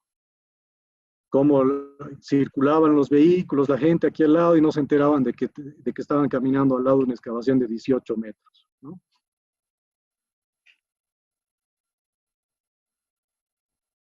Fíjense aquí cada una de las líneas de anclajes, los anclajes que se pusieron en la viga y acá que teníamos algunas filtraciones de napas colgadas que también se lograron controlar muy bien, y como les digo, el sistema de pilotes anclados fue realmente la mejor decisión en este proyecto. Bien, y para acabar ya mi presentación, quiero mostrarles ya una última tecnología que hemos logrado introducir en Bolivia, que son los muros pantalla. Hasta ahora les he mostrado muros en la ciudad de La Paz, pero este es un sistema que sirve para contener excavaciones en suelos arenosos con nivel freático alto, en suelos desmoronables, sobre todo con nivel freático. Entonces, esto se ha aplicado en la ciudad de Santa Cruz, ha sido el primer proyecto que estamos haciendo, estamos todavía. Si bien hemos terminado ya el muro pantalla, todavía no hemos terminado de descubrirlo, les voy a mostrar ahora el proyecto. Pero primero les explicaré qué son los muros pantalla. El muro pantalla permite ejecutar muros de sótano impermeables en terrenos con nivel freático alto y suelos altamente desmoronables. Las juntas especiales con cintas waterstop que ven acá, esta es una junta metálica, ¿no? Y se coloca una cinta waterstop, que son unas cintas de PVC que se colocan justamente adheridas a la junta. Fíjense acá. Entonces, esta es la junta y este es el panel. Entonces, ¿qué se hace? Se usa una cuchara bivalva, una almeja, ¿ya? Que tiene un sistema de apertura de las valvas, un sistema conectado hidráulicamente a la grúa, ¿ya? Abre y cierra las valvas, que le permite hacer mordiscos, ¿ya? Entonces lo que hace es, hace un mordisco, hace otro, y luego hace el mordisco central, y te abre un panel completo, ¿ya? Y ese panel todo el tiempo está sostenido con lodo, que puede ser bentonita o polímero. Nosotros tendemos mucho a utilizar polímero, porque es mucho más limpio, es biodegradable, es mucho más fácil de utilizar, y es, digamos, lo top en la tecnología en el mundo, ¿no? Entonces, ¿qué pasa acá? Tenemos el panel ya perforado, ¿ya? Y lo que hacemos es colocarle las juntas. Estas juntas rojas que ven acá se las colocan a los dos bordes, colocamos la armadura y luego colocamos una tubería TREMI para hormigonar desde el fondo. Hormigonamos desde el fondo el panel, y una vez hormigonados los paneles, antes excavamos los perfiles de los lados, los paneles contiguos, y retiramos las juntas. Y así es como queda, ¿no? Tenemos aquí un panel hormigonado. Aquí tenemos el nuevo panel. Estamos haciendo los mordiscos, y una vez que hemos liberado esto, retiramos esta junta y el water stop, que tiene esta forma, se va a quedar adherido al hormigón vaciado el día anterior y va a generar esta zona, digamos, que va a generar la zona impermeable. Entonces, fíjense que cuando el agua quiere entrar a nuestro terreno, va a tener que hacer este camino. Va a tener que hacer este camino y se va a topar con un water stop, y luego, si logra pasar, va a tener que hacer este camino. Entonces, es un sistema muy seguro para hacer excavaciones bajo nivel freático. Entonces, ¿qué son estas valvas? La verticalidad del muro, esto es muy importante porque para lograr esa verticalidad se necesita utilizar realmente herramientas adecuadas, ¿no? Por ejemplo, la valva, la cuchara bivalva, que nosotros tenemos en Santa Cruz, tiene 10 metros de altura, ¿sí? Y tiene 10 toneladas de peso, ¿ya? Entonces, obviamente que por el propio peso, eso ya le da la verticalidad al muro, además de tener ejecutado un murete guía. Es esencial. No se puede ejecutar un muro pantalla sin un murete guía, porque el murete guía es el que le va a dar justamente, no va a dejar que tenga juego la cuchara. Y los espesores de la cuchara son variables, pueden ser de 40 centímetros, como lo que estamos haciendo en Santa Cruz, 50 centímetros, 60, 80, o puede ser incluso de 1 metro. O sea, y estamos hablando ya de proyectos como el Metro de Lima, ¿verdad? O estamos hablando de proyectos mucho más grandes, mucho más profundos, mucho más complicados, que necesitan espesores muy grandes. Las valvas se abren hasta 2,80 metros. Entonces uno puede jugar con esa apertura, ¿no? Uno puede abrir paneles, hacer una apertura inicial, digamos, de 2,80 metros, otra de 2,80 metros, y luego la del centro ya puede ser más pequeñita para completar el ancho que uno desee de los muros, dependiendo del diseño. Y fíjense las juntas, que también pueden ser juntas circulares, ¿ya? También pueden ser juntas circulares, se utilizan juntas circulares. Nosotros, bueno, utilizamos de las dos. La verdad es que las dos tienen sus particularidades, pero la junta plana obviamente nos da una mayor facilidad para colocar ese water stop, ¿ya? Entonces tenemos aquí, por ejemplo, aquí está la bivalva, está perforando bajo lodo bentonítico o lodo polimérico. Aquí estamos colocando la armadura. Aquí estamos ya colocando los trenis para hormigonar, es decir, es una bonita secuencia que aparece en un texto en un libro alemán. Y bueno, esta secuencia que muestra la zanja y cómo tenemos que estar todo el tiempo succionando al desarenador el polímero que se ha mezclado con el suelo y rellenando con lodo limpio, ¿ya? Con lodo polimérico. Vamos a rellenar y esta sería la planta. Tenemos las juntas y con el water stop. Luego, una vez que ya tenemos el pozo limpio y lleno de polímero, entonces lo que vamos a hacer es colocar los tubos TREMI hasta el fondo y vamos a empezar a hormigonar desde el fondo de forma simultánea. Ojo, no queremos que suba este lado antes que este otro. Entonces vamos a hormigonar de forma simultánea con 2 o 3 mixers, ¿ya? Y vamos a hacer que suba todo el nivel al mismo tiempo, y eso nos va a permitir un acabado perfecto del muro. Y luego vamos a empezar los bocados en el panel contiguo. Todavía mantenemos la junta. Vamos a empezar el primer bocado, el segundo bocado y el tercero, que ya le va a dar el ancho que queremos, ¿no? Vamos a cerrar ya el tercer bocado, y una vez que antes de hormigonar, antes de proceder a hormigonar, vamos a retirar la junta. Y cuando retiremos la junta, nos vamos a encontrar ya con el water stop embebido en el panel que ya habíamos vaciado el día anterior. Entonces, les voy a mostrar el proyecto Green Towers en Santa Cruz, que, como les digo, está en curso. Es un proyecto muy grande, se van a hacer 112 anclajes, casi 1.900 metros lineales de anclajes, 533 pilotes de 800 milímetros, de 30 metros de profundidad, casi 16,000 metros de pilotes, ¿no? 109 pilotes de CFA de 400 milímetros, y casi 4,000 metros cuadrados de pantallas de 400 milímetros. La altura de excavación, 6,40 metros, y el nivel freático aproximadamente a 4 metros. Entonces, esta es la secuencia, es un poco distinta. Fíjense cómo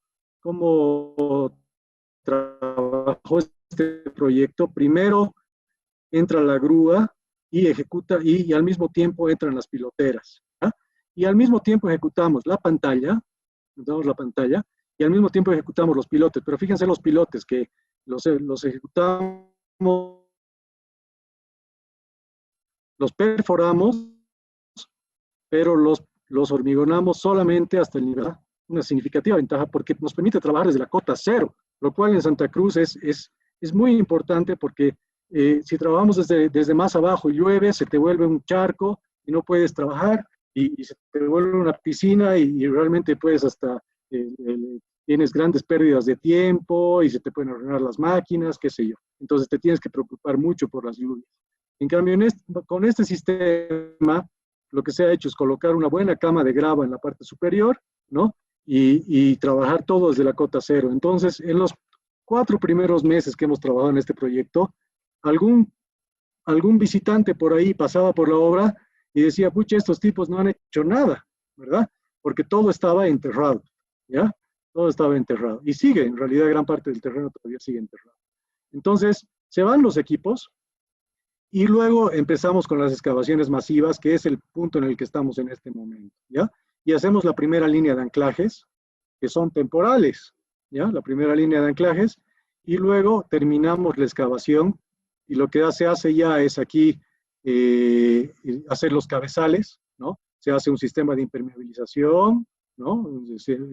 Y se construye el edificio, ¿ya? Y obviamente el muro pantalla es parte del edificio. Entonces, lo que hemos hecho ha sido construir el muro de arriba hacia abajo, que va a ser el muro del edificio, entonces no nos genera un sobrecosto tampoco, ¿ya? Y para poder hacer los cabezales, fíjense que los cabezales están debajo del nivel freático. El agua lo que va a hacer, va a seguir este curso, va a venir por acá y va a volver a subir y va a tender a igualarse, ¿verdad? Va a tender a igualarse aquí en la parte superior o en la parte del terreno abierto. Entonces lo que tenemos que hacer es colocar en este nivel, colocar unas punteras, un sistema de well point, bajar el nivel freático, succionar desde acá, bajar el nivel freático y recién eso va a permitir hacer los cabezales. Este es el plano en planta. Fíjense la disposición, bueno, estos son todo el pilotaje, pero lo que quiero que vean es la disposición de las pantallas. Son pantallas de 6,45 metros en su mayoría, y claro, hay zonas que tienen 5 algo, o 6,30, etcétera. Entonces, esa diferencia se la ajusta por el bocado central que han visto. Y las esquinas, que también han sido interesantes poder ejecutarlas, que se ha hecho, digamos, colocando unas maderas, unos tacos especiales en las juntas, que nos han permitido hacer estas esquinas, ¿ya? Entonces, fíjense, ya les voy a mostrar la secuencia constructiva. Este es el murete guía, ¿ya? La ejecución del murete guía, que como les digo es súper importante, son muretes de 20 centímetros de espesor por 80 centímetros de altura, por lo general, obviamente llevan una armadura, ¿ya? Y estos muretes guía sirven para muchas cosas. Primero, fíjense acá cómo le está dando la guía a la cuchara, ¿ya? La cuchara no se va a desviar, entonces le va a dar la completa verticalidad. Y segundo, va a permitir que de este murete guía se cuelguen las armaduras para que no se caigan, no se queden enterradas en el suelo, y también para apoyar los embudos de las tuberías TREMI. Entonces tiene múltiples funciones. Cuando haga un muro pantallas, tiene que ser acompañado de un murete guía. Otras características del muro pantalla es, bueno, la armadura completita de un panel se la tiene que armar afuera, ¿no? Entonces tenemos, por ejemplo, armadura de rigidización, tenemos inclusive aquí, digamos, elementos rigidizadores, y bueno, la armadura estructural en sí. Y también la planta. Para un proyecto de esta magnitud, necesitamos mucho polímero, mucha agua, mucha mezcla, una zona para desarenar, necesitamos muchas bombas para llevar y muchas tuberías. Es prácticamente una industria que se ha montado en este proyecto, ¿no? Que uno abre y cierra válvulas para poder llevar el polímero al pozo de pilotes, recoger del pozo de los pilotes, llevar al pozo de las pantallas. Cuando están ejecutándose al mismo tiempo, tiene que haber un sistema doble, etcétera. Y aquí una zona que está con una carpa, digamos, que es la zona donde se hacen todos los ensayos de laboratorio, donde está el laboratorista y el operador de la planta. Entonces, este es un video que muestra prácticamente cómo se retira, o sea, cómo está entrando la cuchara y cómo está retirándose del murete guía. Este es el murete guía. Fíjense cómo la manguera está volviendo a llenar todo el tiempo polímero al pozo, no dejamos que nunca baje el nivel del polímero por debajo del murete guía, y está retirando suelo con polímero. Fíjense cómo se forman aquí las cadenas de polímero. ¿Ah? Es interesante esto. Entonces, ahí va a volver a entrar la cuchara, una cuchara de 10 metros de altura, 10 toneladas de peso. Lo que hace el operador tiene que ser muy experimentado porque fíjense que esto está simplemente por equilibrio. Lo que hace y por pura experiencia en el manejo de las palancas, lo que él hace es ya ubicar de nuevo la cuchara y poder bajar de nuevo en el pozo. Fíjense de nuevo cómo rebalsa el polímero y cuando salga el suelo va a bajar el nivel y lo vamos a volver a llenar. Entonces nunca dejamos que en el pozo baje el nivel del polímero. Este es otro video muy rápido.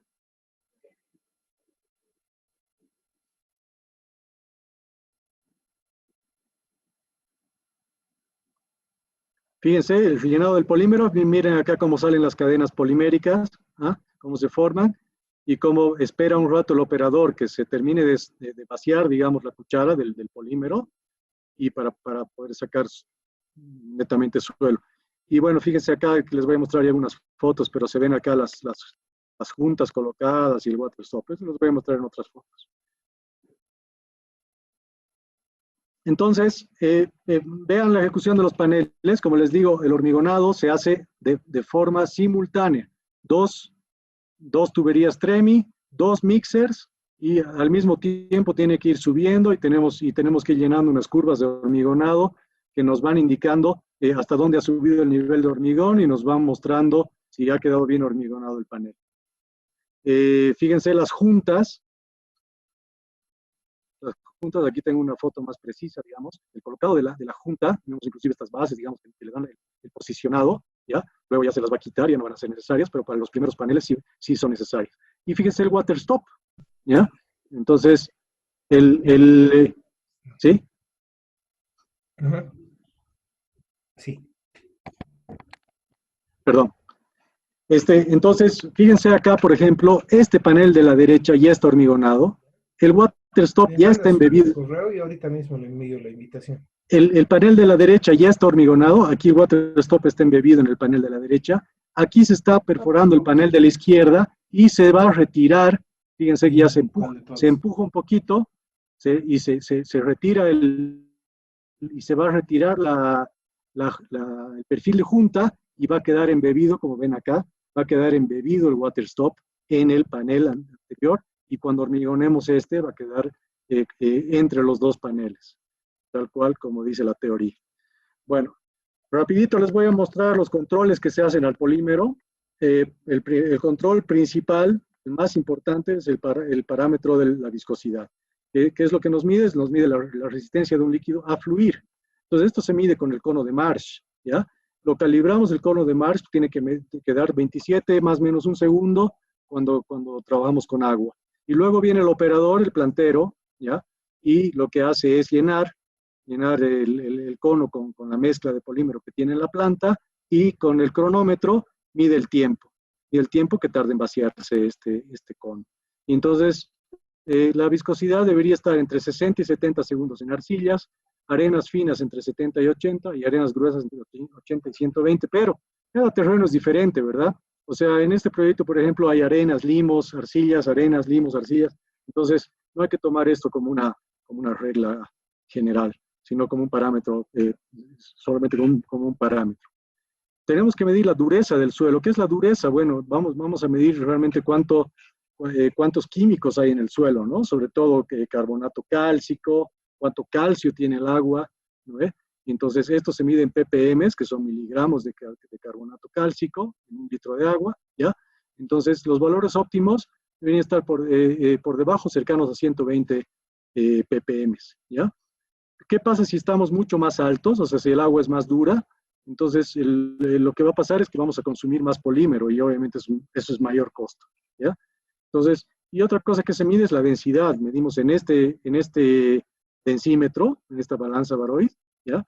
Lo que hacemos es medimos el volumen ocupado, la masa por volumen ocupado en gramos por centímetro cúbico, y el valor óptimo de ese polímero debería estar en 1.05 gramos por centímetro cúbico. Vamos a calibrar obviamente siempre la balanza, y bueno, lo que nos va a dar esto nos da una idea de la cantidad de finos que existen en la malla del polímero, ¿ya? Luego vamos a medir el pH del agua, ¿ya? Vamos a medir el pH y se recomienda trabajar entre valores de 7 y 12, poquito tendiendo, digamos, más hacia entre 10 y 12, y para aumentar el pH se puede utilizar soda cáustica, ¿ya? Para aumentar el pH del agua. Y el contenido de arena lo que va a hacer es el porcentaje de arena que presenta la columna de lodo. Esto es súper importante porque igual que pasa aquí en este tubo de ensayo, ¿ya? Fíjense aquí cómo se ha decantado y se ha sentado la arena en el tubo. Entonces lo mismo pasa en el pozo del pilote o en el pozo del anclaje, del muro pantalla. Pasa que se va a decantar y la arena se va a ir al fondo. Y no queremos que una gran cantidad de arena se vaya al fondo porque eso se va a mezclar con el hormigón y no va a quedar bien. Entonces, esto está normado. El porcentaje de contenido de arena tiene que ser menor a 2% en pantallas y menor a 3% en pilotes. Acá, por ejemplo, todavía está alto, tiene que hacer es lavar todavía esto y vuelve a controlar y hacer mediciones y que cuando esto está menor a 2%, recién se aprueba el vaciado del hormigón. Y aquí están los parámetros generales, ¿no? Perdón. Los parámetros generales, la viscosidad, cuando mezclamos con agua, cuando el fluido va a ser reutilizado y cuando estamos antes de hormigonar. O sea, tenemos que tener entre 50 y 140 segundos de viscosidad en el coma de marcha. Densidad, menor a 1.06, recomendable 1.05. Contenido de arena, menor a 2% y menor a 3%, y pH entre 7 y 12. O sea, esta es la tablita, digamos, más común para poder regirse para el uso de polímeros. Y esta es ya, digamos, la vista que tenemos ya casi en la actualidad. Como les digo, el proyecto todavía está a medio de ejecutarse. La excavación masiva hasta el primer nivel de anclajes. Esta es ya la pantalla que va quedando descubierta. Todavía hay que quitarle la tierra, digamos, para ya que tenga el acabado final.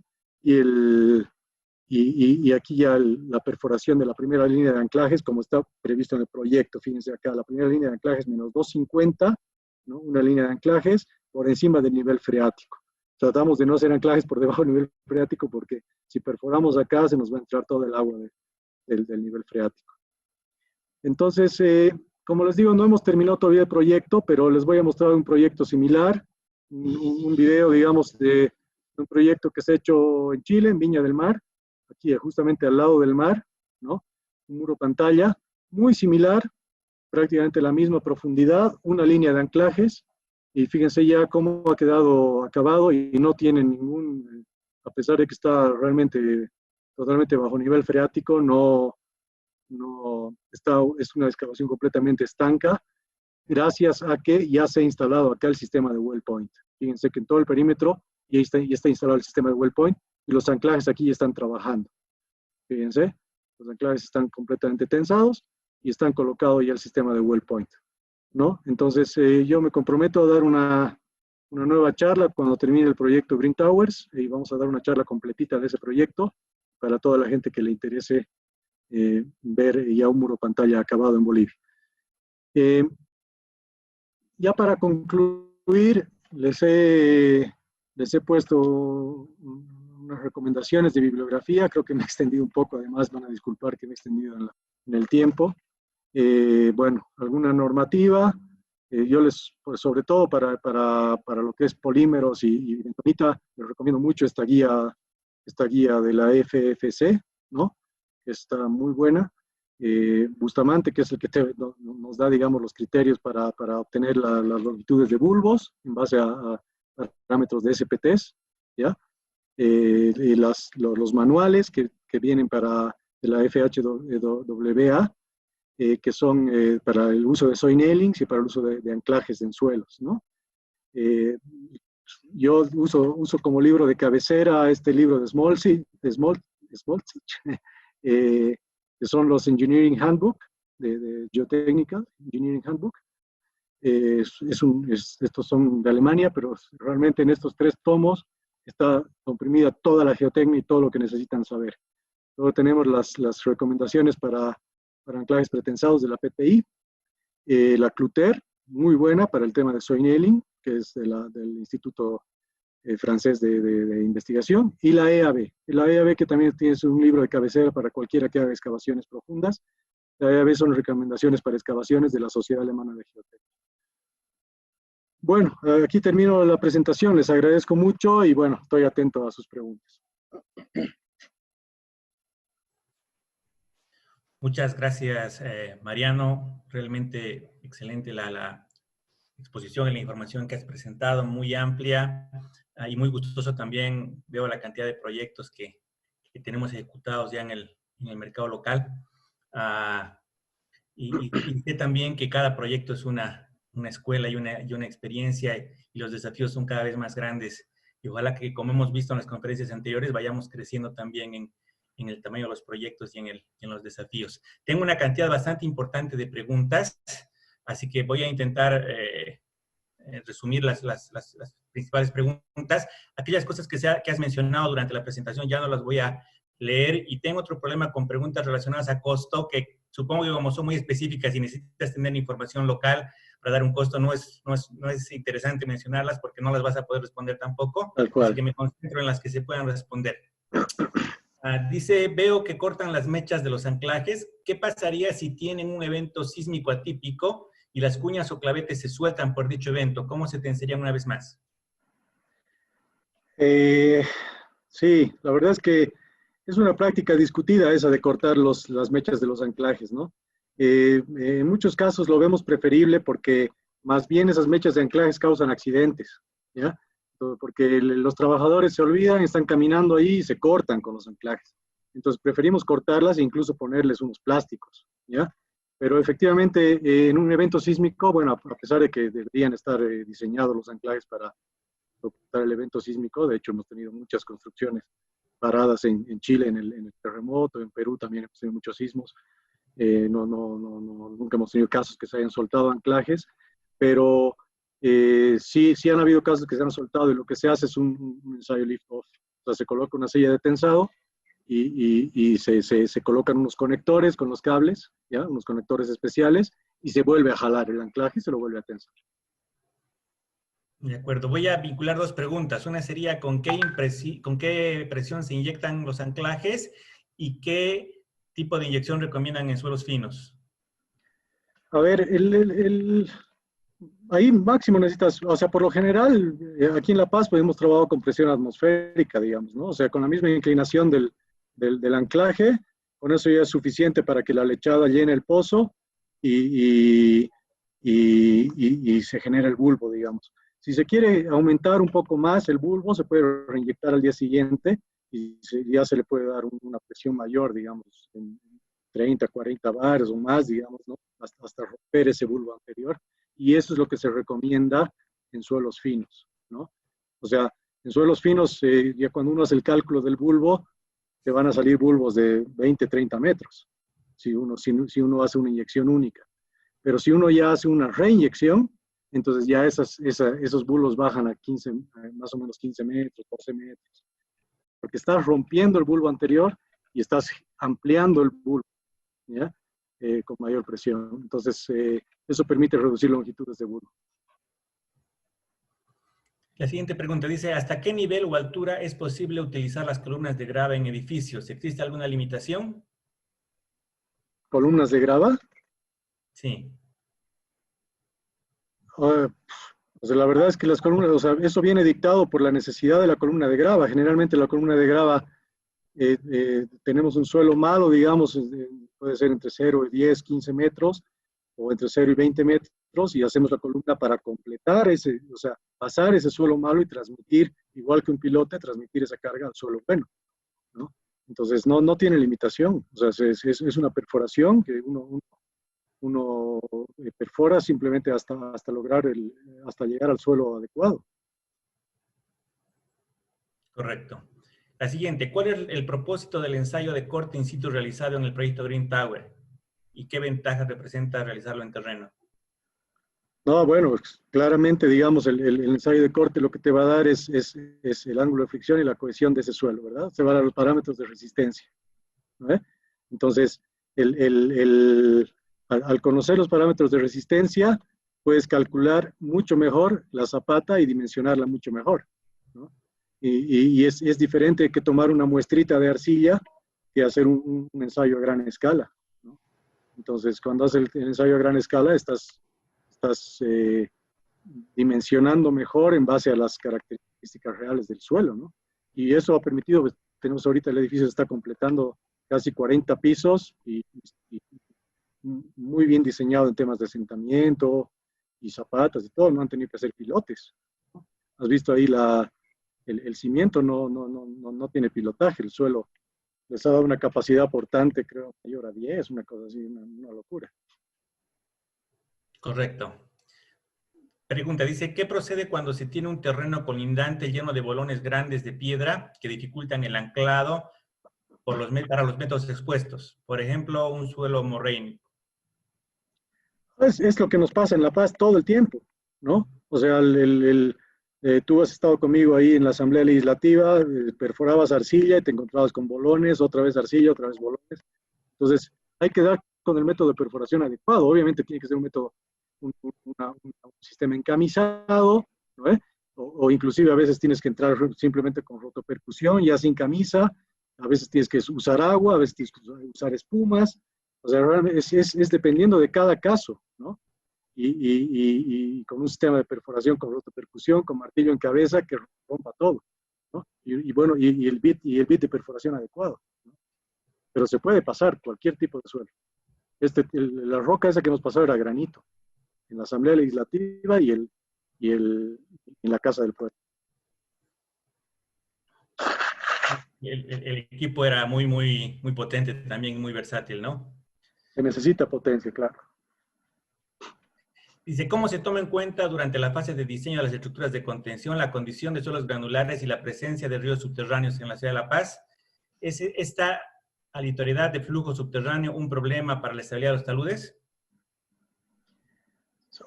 Claro, es un problema, ¿no? Claro, es un problema. Como les mostraba, digamos, hay que tomar la decisión del tipo de perforación, del tipo de contención que vamos a hacer en base a las condiciones. Si vamos a hacer un viaducto, por ejemplo, al lado del río, al lado del Choqueyapo, por ejemplo, ¿no? Queremos hacer un viaducto, obviamente no vamos a hacer un muro anclado porque se nos va a venir todo, ¿no? No vamos a poder hacer bataches, no vamos a poder abrir por partes, nada. Entonces tenemos que optar por hacer un muro pantalla. Y el muro pantalla, ya tenemos experiencias y el mismo doctor Niau ha mostrado ayer, digamos, cómo se va cambiando las herramientas en base a la dureza del suelo. Inclusive se puede llegar a utilizar una fresa, ya cuando ya se tiene roca, digamos, ¿no? Pero se tiene diferentes tipos de ejecución. En Lima, por ejemplo, que es un suelo mucho más duro que el de la ciudad de La Paz, el metro de Lima se está haciendo con muros pantalla, y lo que se hace son preforos con pilotes, ¿ya? Y luego entra recién el muro pantalla, o sea, recién entra la cuchara, ya en un suelo ya más suelto, digamos. Entonces, obviamente que se puede hacer, se pueden construir, tenemos que pensar un poquito más en grande, tal vez, digamos, acá ya en Bolivia, de que se pueden hacer cosas, se pueden hacer viaductos, se pueden hacer metros, ¿no? Entonces, realmente hay que darle la vuelta, encontrarle la forma, pero existe la tecnología, ¿no? Y complementando esa pregunta, decía, ¿qué consideraciones adicionales recomienda para la fase de estudios geotécnicos? Perdón, de nuevo, ¿no? ¿Qué consideraciones adicionales recomienda para la fase de estudios geotécnicos? A ver, para hacer una excavación, un estudio de una excavación, uno necesita tener los parámetros de corte del suelo. O sea, un ensayo de corte directo, de hecho, ¿no? Y ensayos SPTs. Con eso, digamos, y alguna calicata, con eso uno ya puede caracterizar, digamos, el tipo de suelo. El SPT nos va a permitir diseñar muy bien los bulbos, ¿ya? Justamente con estos diagramas de Bustamante, que sirven mucho, ¿no? Y los ensayos de corte te van a permitir modelar, porque vas a tener la cohesión, vas a tener la fricción interna, el peso específico, vas a tener todos los datos que necesitas, digamos, para meter a un modelo de equilibrio límite, ¿ya? Ahora ya, si quieres entrar ya a modelar a un Plaxis en elementos finitos, necesitas tal vez un poco más de ensayos, ¿no? Un axial, ¿no? Ya, eso depende de la dificultad de cada proyecto. Y ya termino con las preguntas. Dice, ¿qué tolerancia máxima de desplazamiento vertical y horizontal y total adoptan para evitar las grietas en las viviendas aledañas? A ver, hay una norma bien genérica ahí, digamos, que o sea, la deformación no tiene que ser más de H sobre 50, digamos, ¿no? La altura sobre 50. Entonces, no, eso te da un parámetro general, nunca sobrepasamos ese valor, es un valor muy alto, ¿no? Estás hablando a veces de 3 milímetros, 4 milímetros, y nunca sobrepasamos eso. Y las deformaciones se pueden medir, ya sea con mediciones topográficas o con mediciones con inclinómetros, ¿no? Se puede colocar inclinómetros, instalar ya sea cerca del muro anclado, en caso de que se pueda entrar al vecino, o se puede instalar un inclinómetro en los pilotes o en el muro pantalla, y con eso tienes exactamente la deformación. Pero tienes un parámetro más o menos en ese orden que deberías seguir, ¿no?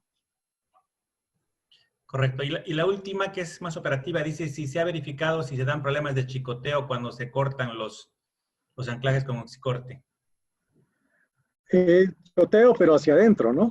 Porque como les he explicado, la mecánica es uno jala una liga y no deja que la liga retorne, le coloca una cuña, ¿ya? Entonces, cuando yo corto esa cuña, cuando yo quito con oxicorte esa cuña, el cable se va a entrar hacia el terreno. Entonces, el chicoteo uno siente el golpe, pero se disipa rápido la carga en el suelo.